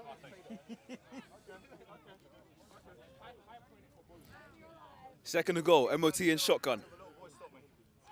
Again, drops back to pass, throws on immediately, and he has his reception. Into the end zone. The referee saying no touchdown, though. He dropped it. He didn't quite recover the football. Waterworth in the end zone. Had the ball in his hands, and it was dropped afterwards. And the referee saying no catch. Oliver Waterworth with what should have been a touchdown. How old is he? He's 50. 5-0, not 1-5. 5-0.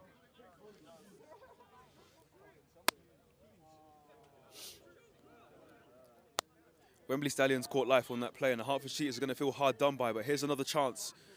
Miles Owen Thursfield looks to his left and he throws it, finds a receiver. It's the same guy again, Waterworth, and he's into the end zone this time. The Hertfordshire Cheetahs have their first score of the game.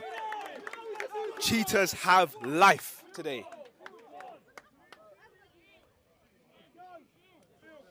Currently winning the second half. They are winning in the second half, and that's positive. It's looking positive for the Hertfordshire Cheetahs. They're not going down without a fight today. It's only 20 points to go. Still a 3-score game, but at least they've got a score.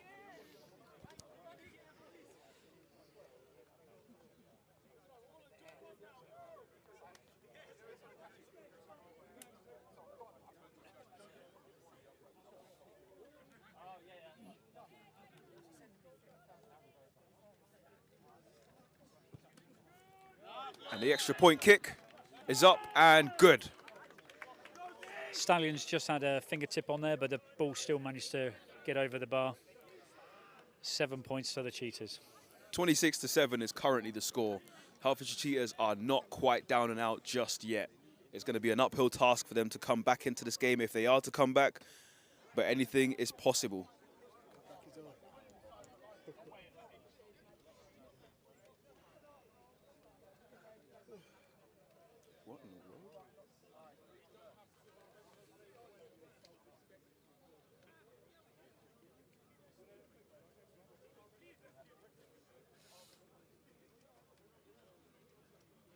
Singapore man is moving to the Cheetahs.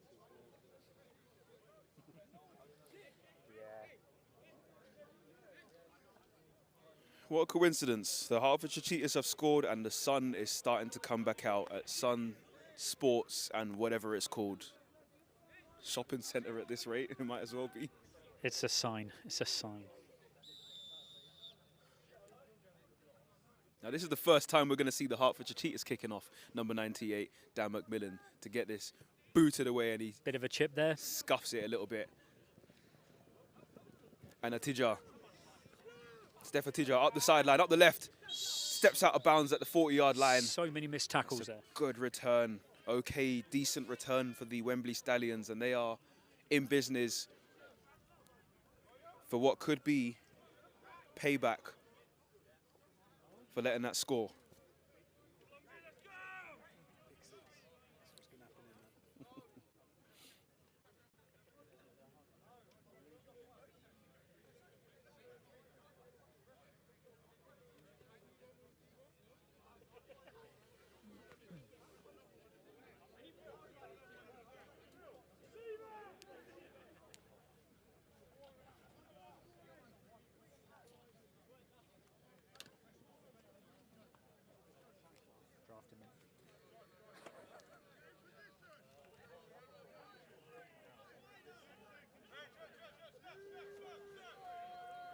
So it looks like they're going stack in ace formation here. Green skips past another guy. He does it every single time he runs with the ball. Gains about 5 yards on that play.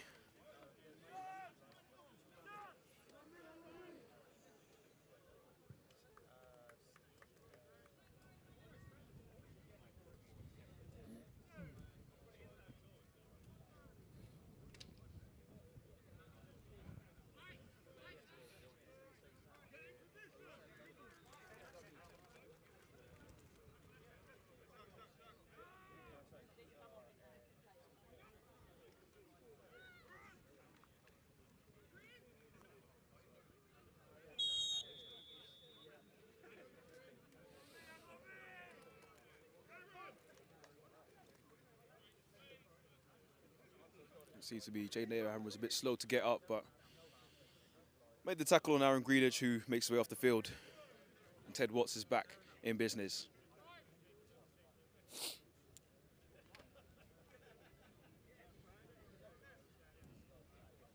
And they break the huddle into a ace formation. There's a Maitland in the backfield next to Ted Watts. And they're going into a bunch.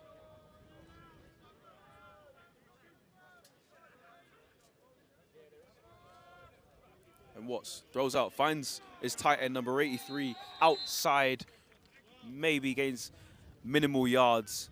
Matt Eisenhower, Ice they call him.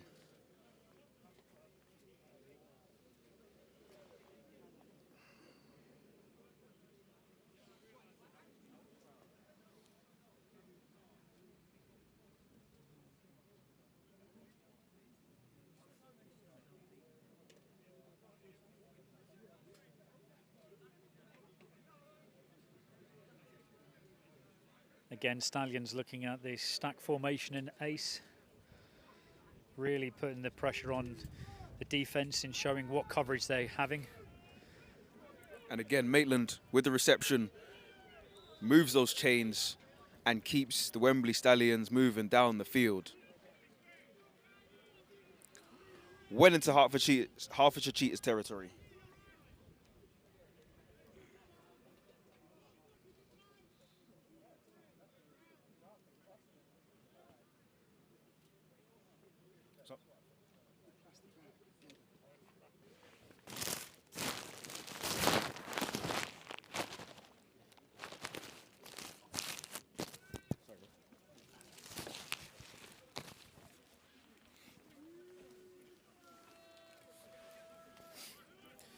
Teddy Watson shotgun.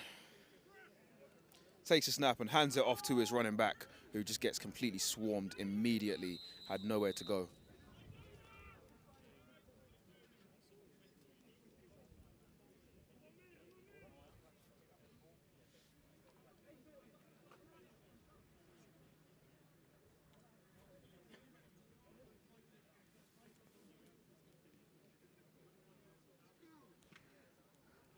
So we're a second down and around about 7 to 8 yards to go. Lining up in a trips formation to the left-hand side.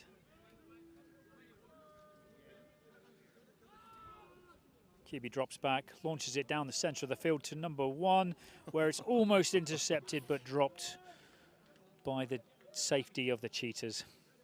Number 36. It was number 38, Emmanuel Saki, 38. also known as Corgi. by his teammates, almost coming out with the interception as Fabio Gamma was racing away, trying to create some separation. And the ball just fell a little bit short.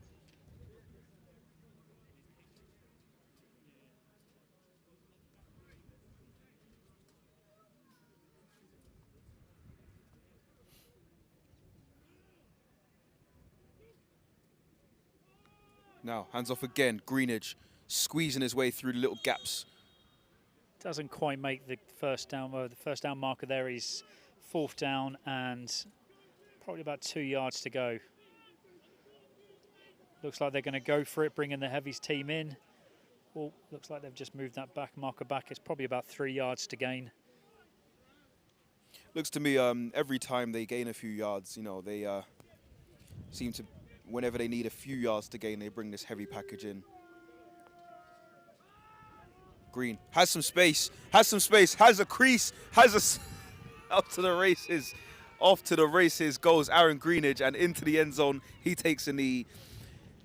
I think they were too concerned with the QB sneak that they stacked the middle of the line and forgot to secure the edges. He got the space through the gap on the outside run, and there was just nobody there to chase him down to the end zone, into the end zone, and took a knee in the end zone. And the Wembley Stallions right now are looking to increase the scoreline back up to 21 with this extra point. Leslie Adefo gets the kick right up the middle of the uprights, and that makes it 33 to 6. 7. 7. 6 or 7? It's 7. It is 7. Yes, 7. It is.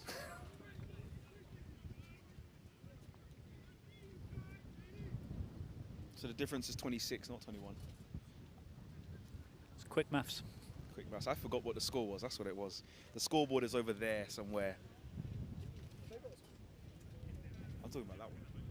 As in your scoreboard. Ours. That's what I'm going off. But I'm sitting down, so I can't. And the sun and all sorts. And it's Sunday. It's usually my day off, and I'm not doing maths right now.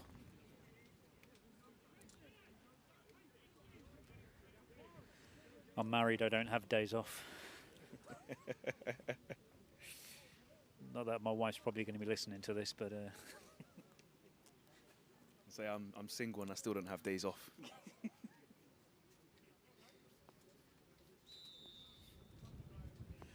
So what looks like about the 17th kickoff for the Wembley Stallions today.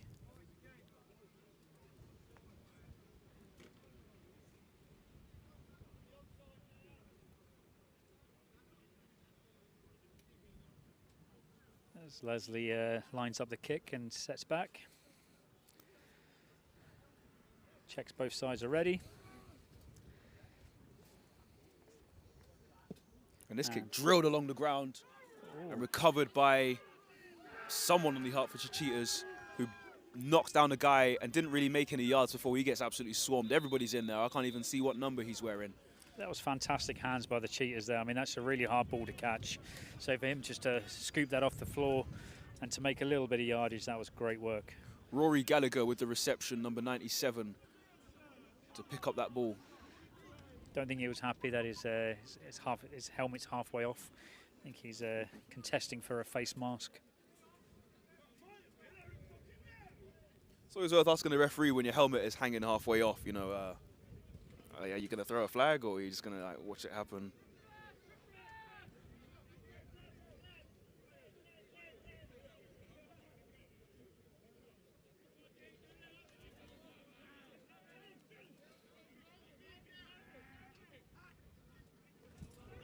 And the ball is fumbled and the QB jumps on top of it there just to minimise any losses there. Probably a loss of 1 or 2 yards there.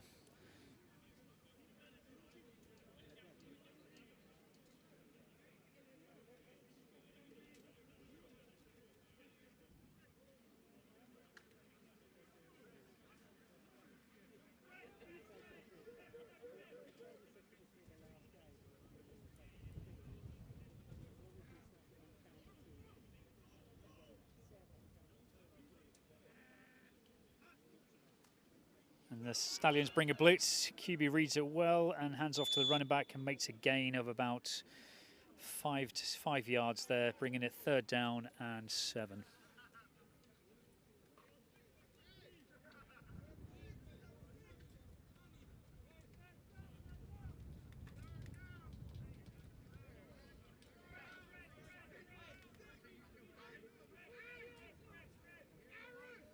Cheetahs still bringing it out in ace formation.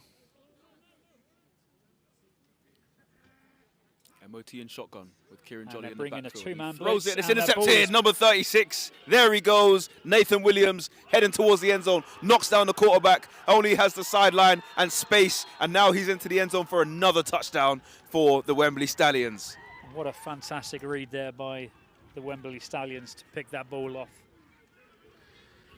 Just seemed to me like it was easy, just easily transcripted, and it was just written for him. The ball was just sitting there ready for him to pick it off, and there was just absolutely no one. Once you pick that ball off on the outside, there's nobody to beat. The quarterback tried. The quarterback couldn't manage to bring him down, and he had no one to beat. It was just so able to saunter his way into the end zone. You can visibly see the head starting to hang now on the Cheetahs as they're bimbling on the pitch to defend the PAT. It seems the high of their score is long gone now, and they're trying to salvage whatever they can of this game. Definitely. Now, they were winning the second half, but very quickly the Stallions have turned it around, and it just shows, again, as Leslie Adolfo manages to get another extra point in to make the score 40-7.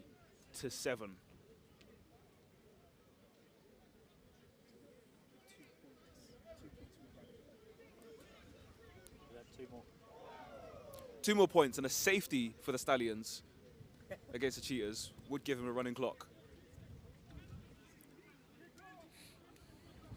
And we can all start packing our bags. It's this wind. It starts to pick up again. You know, the Stallions score and the weather gets worse. Come on, Cheetahs. Cheetahs. If that's what it takes for the sun to come back out, then Cheetahs need to get another score on. They need to get another score.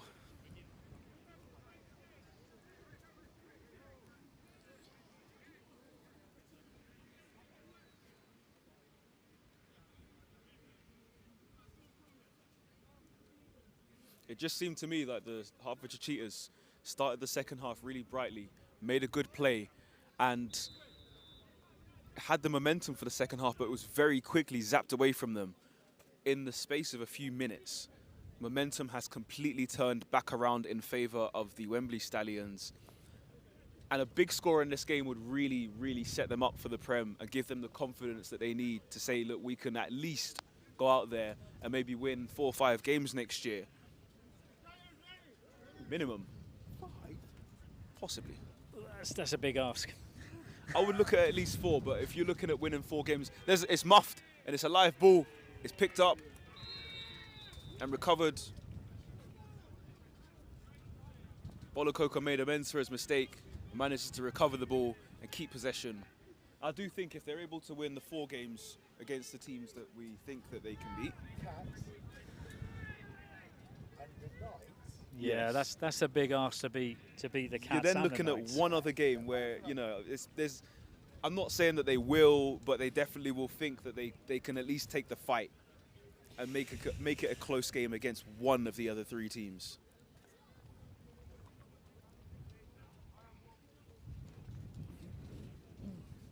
Because the truth is, no team is going to go up to the Prem and say, well, we're going to happily lose 6 games. I think there's always that sort of line, isn't there? You know, you've got the Warriors and the Aztecs who are in a league of their own. The Blitz, which aren't far behind, as the Cheetahs have made a fantastic play there and a good gain of around about 5-6 yards there. That was really good play. Good run by Shaquille Adigun. But the second, catch. there's the second tier there. Obviously, you've got the Blitz, just in, like I say, the league of their own, and then the third tier is the Cats, the Knights, and then this promoting team. So it's a difficult league to compete in, and that's why this game has been brought in to make sure that the promoting team is just as good or better than the demoting team. So It's definitely important because you don't see games with these teams against each other very often, as MOT looks again and fires towards Taqib Ahmed, but again it's off target and just falls incomplete. And that should be 3rd and short now. Third and about 4, yeah. 3rd and 3 or 4. As they change the down marker very quickly after that ball hit the ground.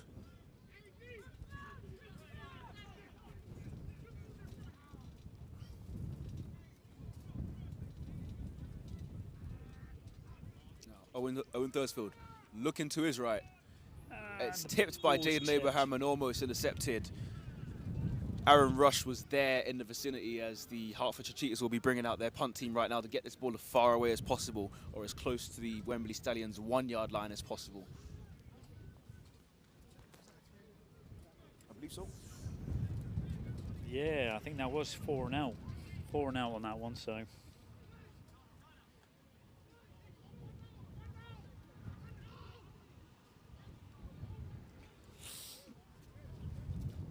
So we've got 2 guys nice and deep, ready to return the ball. Fabio Gamma and Steph. I always hate Adija. He's from my country. It's from your neck of the woods, eh? So the former Brunel Burner, but he spent some years at another university, and I can't remember where he went, so I'm not going to name it. Shameful, shameful.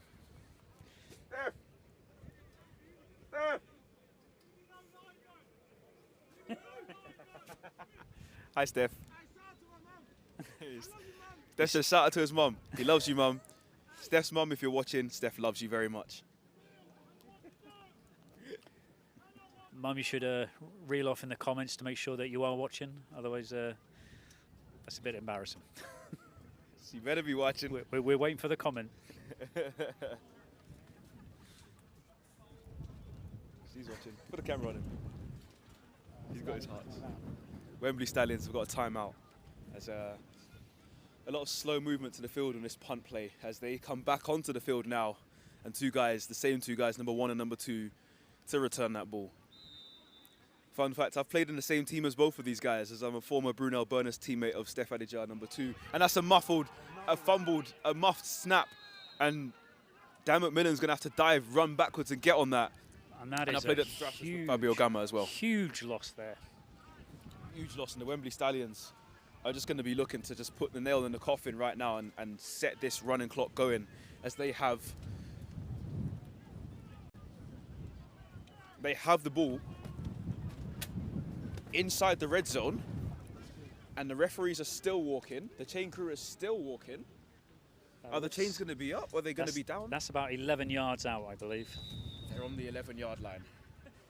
The chains are still up. They can get a first down without scoring, but it will be within inches of the goal.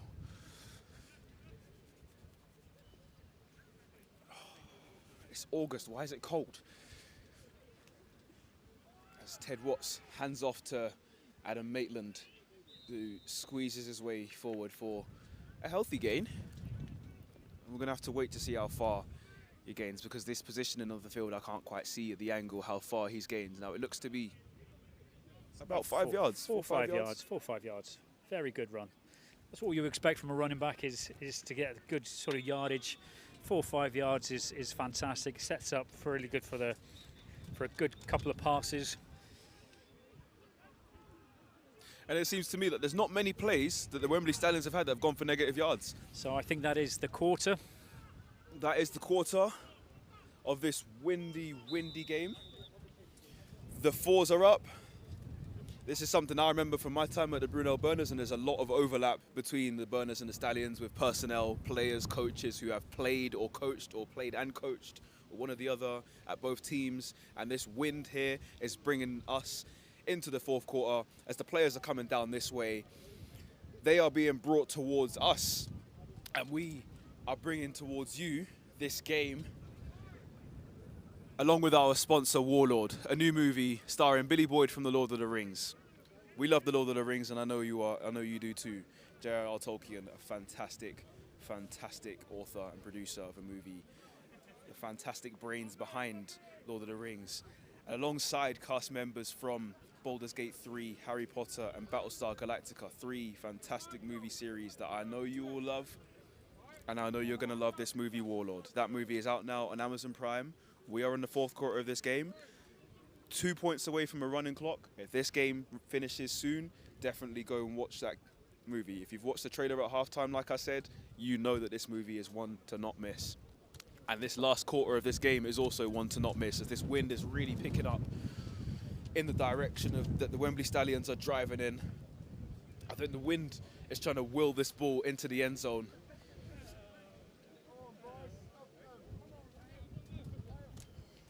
And it is 2nd and 5, 2nd and 6 from around about the 10-yard line.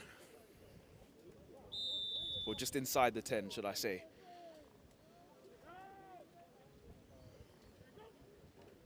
Watts, hands off to Green. Doesn't quite get in, it's not Green, I stand corrected, that's number 38. Oluseyi Adeosun.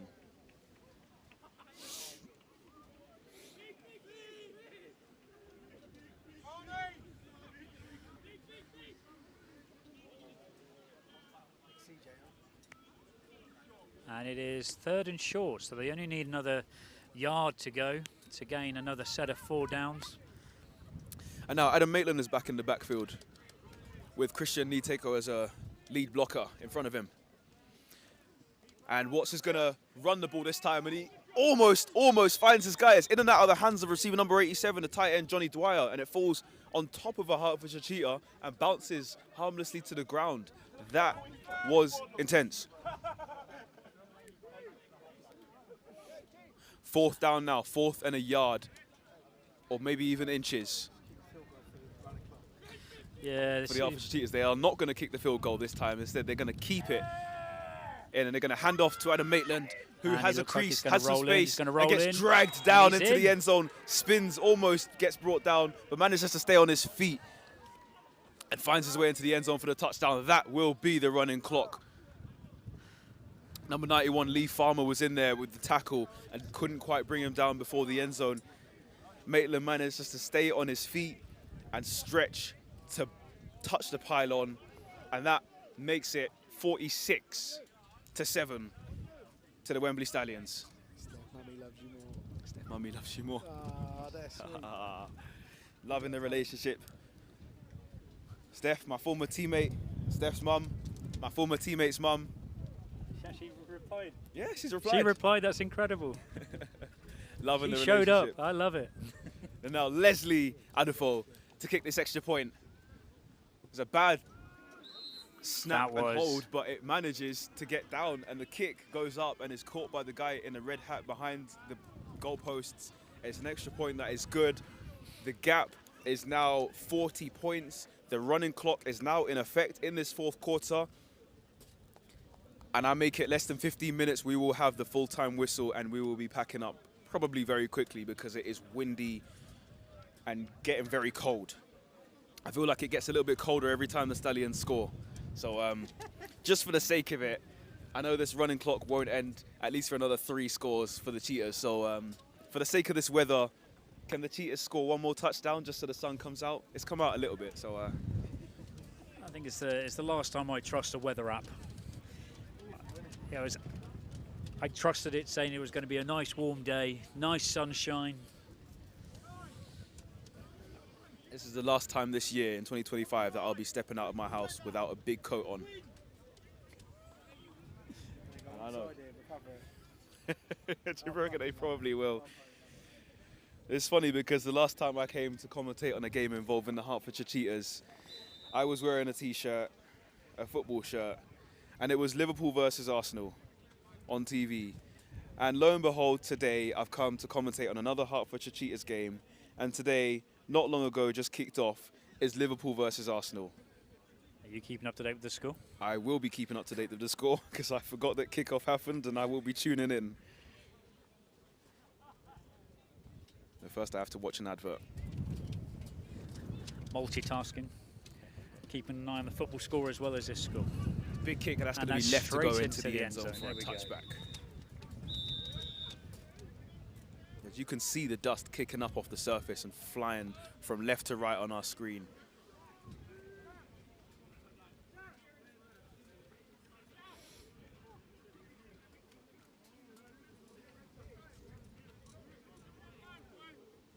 And now I might be wrong.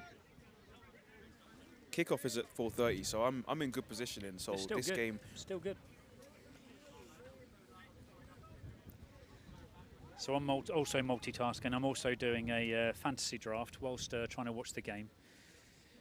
So all my fantasy teammates are trying to take advantage. Oh, that's an interesting score. Brighton are 2-1 up against Man City. it's full time. They won. They won. Oh, they won. They won. won. It's full time. Oh. Now, back to the other football game. MOT hands off to his running back, Kieran Jolly, who skips his way forwards for a gain of about 6 or 7 yards, and that's probably one of the more positive gains that we've seen from a Hertfordshire Cheetahs running back today. Yeah, absolutely. That's it's one of the only times I've had positive yardage on the runs. Steve, full time. Crazy. Yeah. Come on, Brighton. Come on, you seagulls. Cool. And they bring a blitz. Gets it off in time, and the ball It's been stolen away. Stripped it. He stripped it. Has that been stolen away? Was he marked down? What did he call it? He did. It's He been did. intercepted. Caught it. That is Kent Becerro with the interception. It was a strip. It was a strip. It was caught by Taqib Ahmed on the quick, whatever it was, and Cheetahs are content Becerro. testing it, but it is a Stallions first down. the Spanish stallion, Kent Becerro. I should say half Spanish. Half Spanish. Half Filipino. What a play. He's going to feel on top of the world. But what a strip. And the Wembley Stallions will be looking to put the nail in the coffin and get up to 50. As they were chanting something about 50 or something earlier today. They can score and put 2 extra points on to make it 55, as they were saying pre-game. Niteko finds his way, bursting forward, a big burst of speed. It's going to be tough to bring him down. He is running like a tractor when he gets into motion, and he brings that ball down to 1st and goal for the Hertfordshire Cheetahs. Christian Niteko, number 41, the running back for the Wembley Stallions. When you've got that much power, that much momentum, it is really hard to bring somebody down. Tackling someone up high is never going to do it. You've got to take out the feet. And especially a running back of that size. Oh, he's a monster. Watts hands off again to Niteko, slaps a guy down, forces his way forward, bulldozing his way. He said to Dan McMillan, who got through the backfield, he said, "Get off me. Sit down." I've got somewhere to be."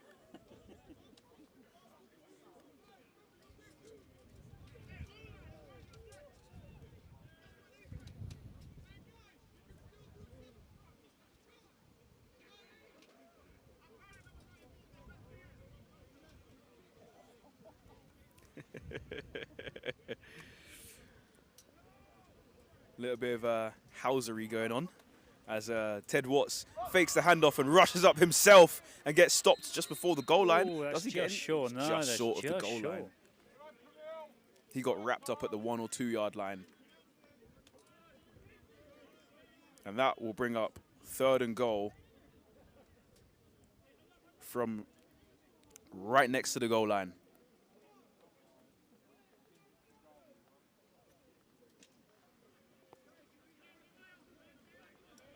What are we reckoning? Another QB sneak? I fancy a run from Niteko. From the previous runs, I would like to see him get into the end zone. And it looks like he might just do that as he gets stopped just before the goal line. He did receive the ball, No gain there. get no the handoff, gain, and no just gain. got stopped. There was nowhere to go. But this will be 4th and goal coming up. as the heavy package is coming in. And they will almost certainly be running this up the gut into the middle with the big boys to get themselves past the 50 mark. So the clock is still running. So this quarter should be over fairly soon. And now Chris Sinclair to come in as a lead blocker for Niteko. Very interesting formation now. Niteko forces his way forward. Does he break the plane? Gets down and drops the football. Somebody stays down. And it looks to me the referees are discussing. It was 4th and goal. It looks to me like he may have fumbled the ball, but the referees are currently discussing it. It is Hertfordshire Cheetahs ball. It was 4th down. Turnover on downs. But a turnover on downs. Whether or not it was a fumble, whether or not he didn't break the plane, but the Hertfordshire Cheetahs have the ball on their own 1-yard line. Brilliant defensive play from the Cheetahs and brilliant stand.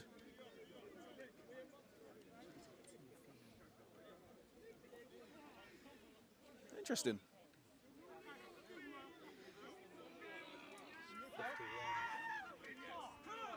So we've just got number 51, Erin Jones, on the pitch,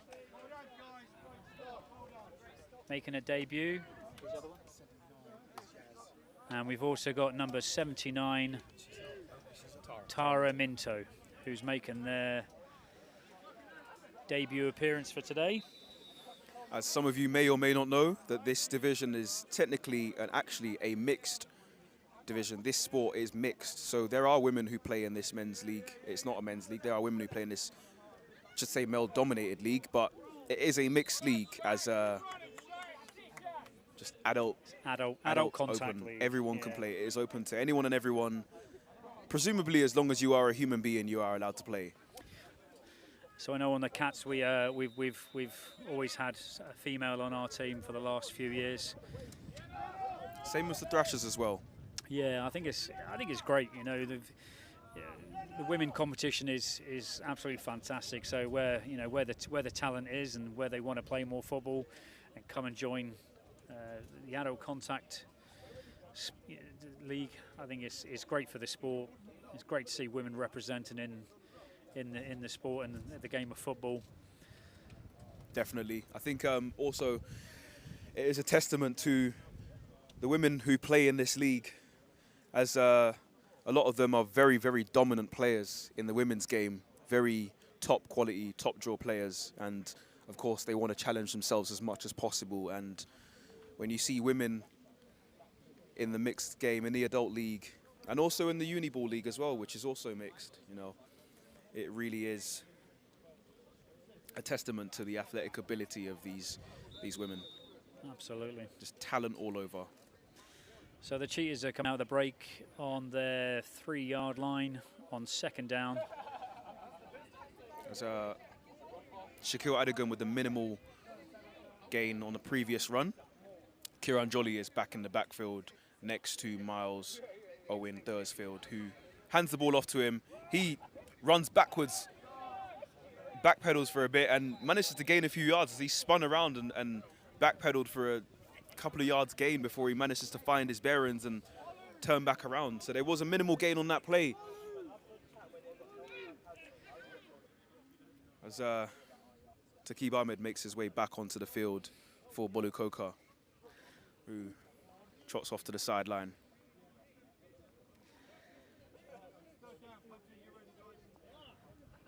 I wonder if Cheetahs will try and throw the ball or continue running it.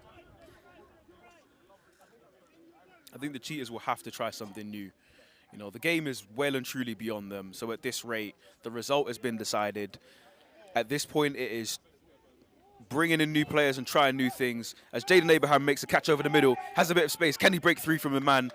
Not quite, but it does gain the first down and gets the Hertfordshire Cheetahs right up to the edge of their own red zone.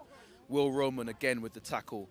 And that would have arguably stopped a touchdown, as Jaden Abraham would have been off to the races if he was able to break free.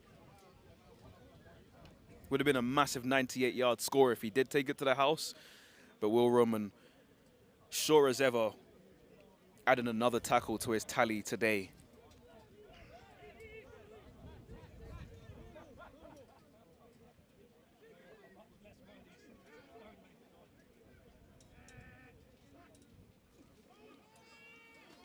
Another throw. There's another throw, finds Taqib Ahmed, and that will move the chains again. Another fantastic throw. Fantastic throw from Miles Owen Thursfield.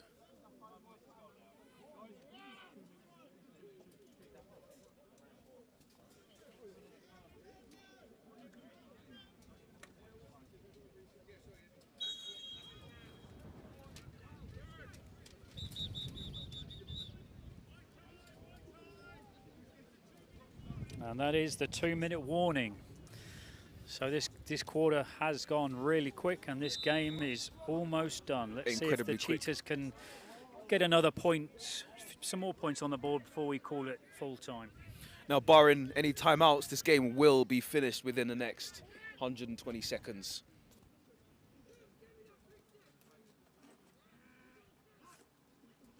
And they're bringing the blitz. And that ball is was a live thrown football as it behind. was thrown backwards. It was a live ball. The wind took it backwards from Owen Thursfield, and it was intended for Jolly, but it was behind him, and it was just getting carried away. I don't think anybody really realised that it was a live ball until it was, trickled out of field. And again, just a reminder that the clock hasn't stopped. The clock is still running, so we are counting down.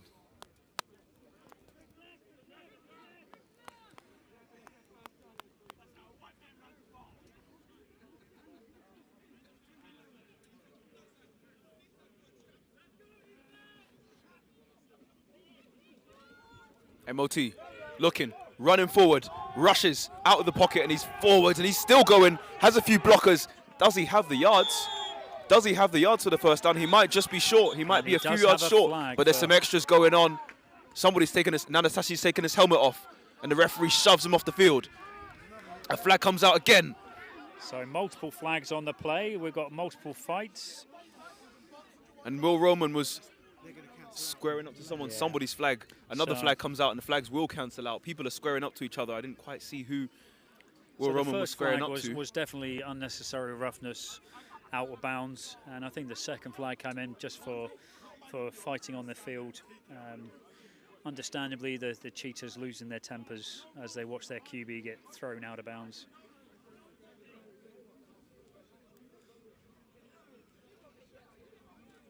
Did they get to 50 in the end? Still 40. So 51 and 15 back, I think.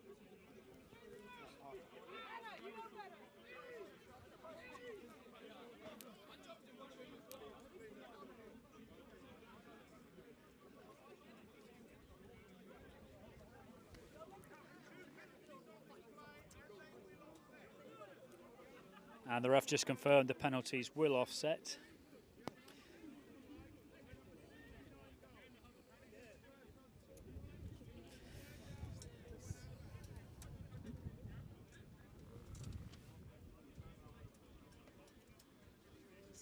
Brickball recruitment, helping rookies, uniballs and athletes match with the right brickball teams to help them develop and reach their full potential. Just go to your local guy. Just go to your local guy.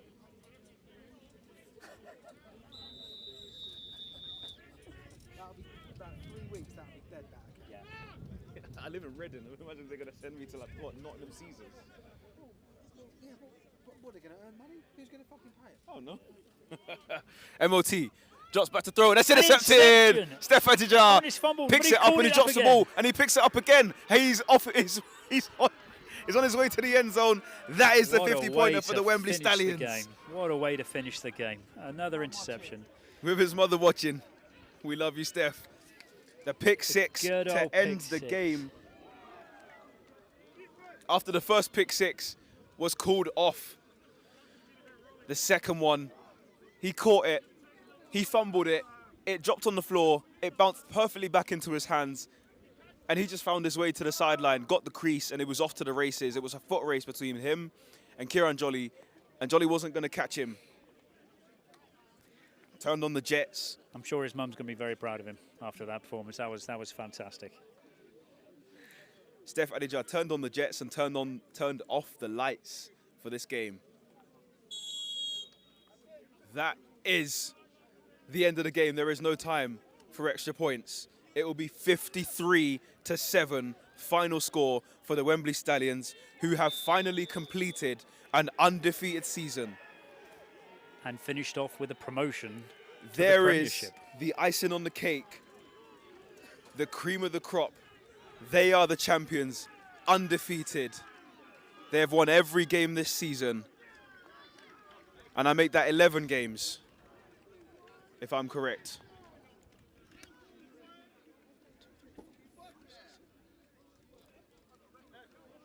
"11 wins on the season, 0 defeats. Not very many points conceded either.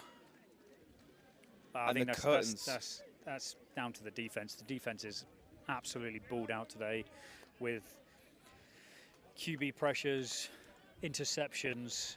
It's just been an all-round great defensive turnout by the Stallions here. The Wembley Stallions have completed it. For those who didn't know, if you can see that camera over there and that microphone, they have been filming a documentary for the past season or two for this very moment, documenting their rise from Division 1, from Division 1 also rans to Division 1 champions and the Premiership's newest team for next season. Welcome to the Premiership, Wembley Stallions. Commiserations for the Hertfordshire Cheetahs. They have endured a tough season, a very tough season. It will be back to the drawing board and back to recruitment and back to Division 1 after 2 seasons for the Hertfordshire Cheetahs. They did well to stay up last year, but the competition was just too much for them this year. And the Wembley Stallions, hungry as ever, kings of the racecourse. The horses are the champions of Division 1.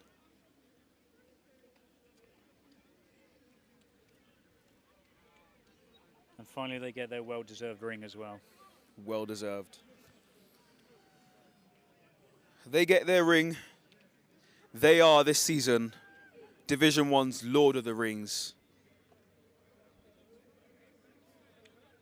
Lord of the Rings, which stars Billy Boyd, who is also starring in this new movie, Warlord. If you haven't seen it already, make sure you go and watch it, because Billy Boyd himself will be in it. He is the Lord of the Rings, as are the Wembley Stallions. And alongside cast members from Baldur's Gate 3, Harry Potter and Battlestar Galactica, the Wembley Stallions will be celebrating this win, and they be watching Warlords. They are the lords right now of Division 1. Well done to the Wembley Stallions. So what's your take on the this process of the champions of Division 1 taking on the relegation of the Premiership? Do you think there's something we should look forward to in the future, or would you want to see something a bit different? I think this is a fantastic game. Obviously, the score has been very one-sided today. First of all, congratulations to the Hertfordshire Cheetahs for even getting into the end zone, considering the condition they've been in this year. It's been a tough year, especially the second half of the year. It's gone downhill for them. But I really do like the idea of this game. You know, if you want to be in the Prem, you have to beat someone who's in the Prem. It's not guaranteed that the team from Division 1 will come up. And I think these first 2 years or maybe 3 years of this game, especially for the South, there will be big wins for the Division 1 teams. But after a few years, we will see that these games will get much more interesting as the Stallions are celebrating, running up. The Stallions are running up to the camera. They are enjoying it, enjoying their time. This is their moment in the limelight. This is their season. This is their summer. And the Wembley Stallions have done the unthinkable. Undefeated Division 1 season. They are undefeated champions. On top of the world are the Wembley Stallions. I think this game is fantastic, and it definitely shows the quality. Right now, it shows the difference in the quality between the top of Division 1 and the bottom of the Premiership. And hopefully, what we should see is guys from this team will stick around. Guys from this team will recruit well and add more players to their ranks because they want to be in the Prem, playing against the best guys. You know, everybody wants to play against the Warriors and the Aztecs, and that's how it should be. You know, the drive to get to the Prem and the drive to stay in the Prem. And that's why I think a game like this, the promotion relegation game, will keep some of the best athletes in those teams in the Prem, especially the bottom half of the Prem. Absolutely. Absolutely. And then we look forward to next week's game, the finale of Brit Bowl, the London Warriors taking on the Bristol Aztecs. Way too early predictions for that game? It's the Warriors game. It's the Warriors game to have. I mean, although Aztecs have put on a really good performance and they've got some fantastic players, I think the Warriors have got that edge on them. And I think until something changes in the league to restrict the Warriors in some way, shape or form, I think they're going to continue to be a dominant force within this league. I can mostly agree with you on that, to be honest. I think this game is the next week's game will be the London Warriors game to lose. And one could say the Aztecs game to win. The Warriors will be the favourites. They haven't lost to the Aztecs. I don't know if the Aztecs have ever beaten the Warriors. Have the Aztecs ever beaten? I believe the Aztecs might have been. I don't think they have. Well, they drew. They drew last time they were at home, didn't they? Which was a fantastic result. But this time it's going to be as we can see, they're coming up. the Stallions coming towards us. I've got a few questions. I've got a few questions myself. I've got a few questions myself.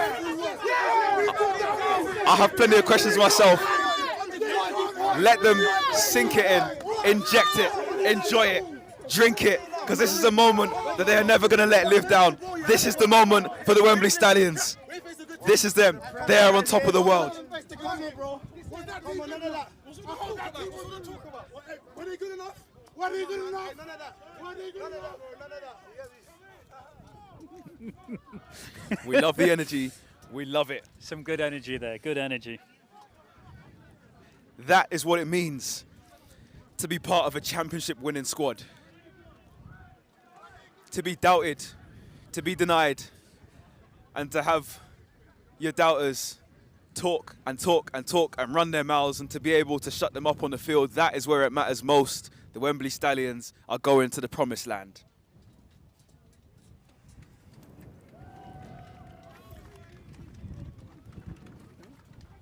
What a way to finish this fantastic season. 53-7 is the final score to the Wembley Stallions. Everything's falling over, the wind is picking up, and we are about to jump off air. Just one last thing before we do, just make sure everyone's tuning into the live stream this Thursday. We've got a new podcast starting up, The Audible, starring yours truly, as well as Matteo and a few other guests to come and join us as well. So make sure you listen in, and you can jump on the show, and we'll be talking about everything NFL, fantasy, and lots more. So look forward to seeing you all there. It's a Thursday, so I might even jump on myself as a guest. Absolutely, absolutely. Right, enjoy the rest of your evening, guys. Have a lovely, lovely evening. It has been a pleasure from myself, Kwame. And Lee. Take care and enjoy the rest of your summer, what is left of it. Thank you very much from ourselves. Over and out, full time. You forgot my name. That's terrible. No, I wanted you to say it.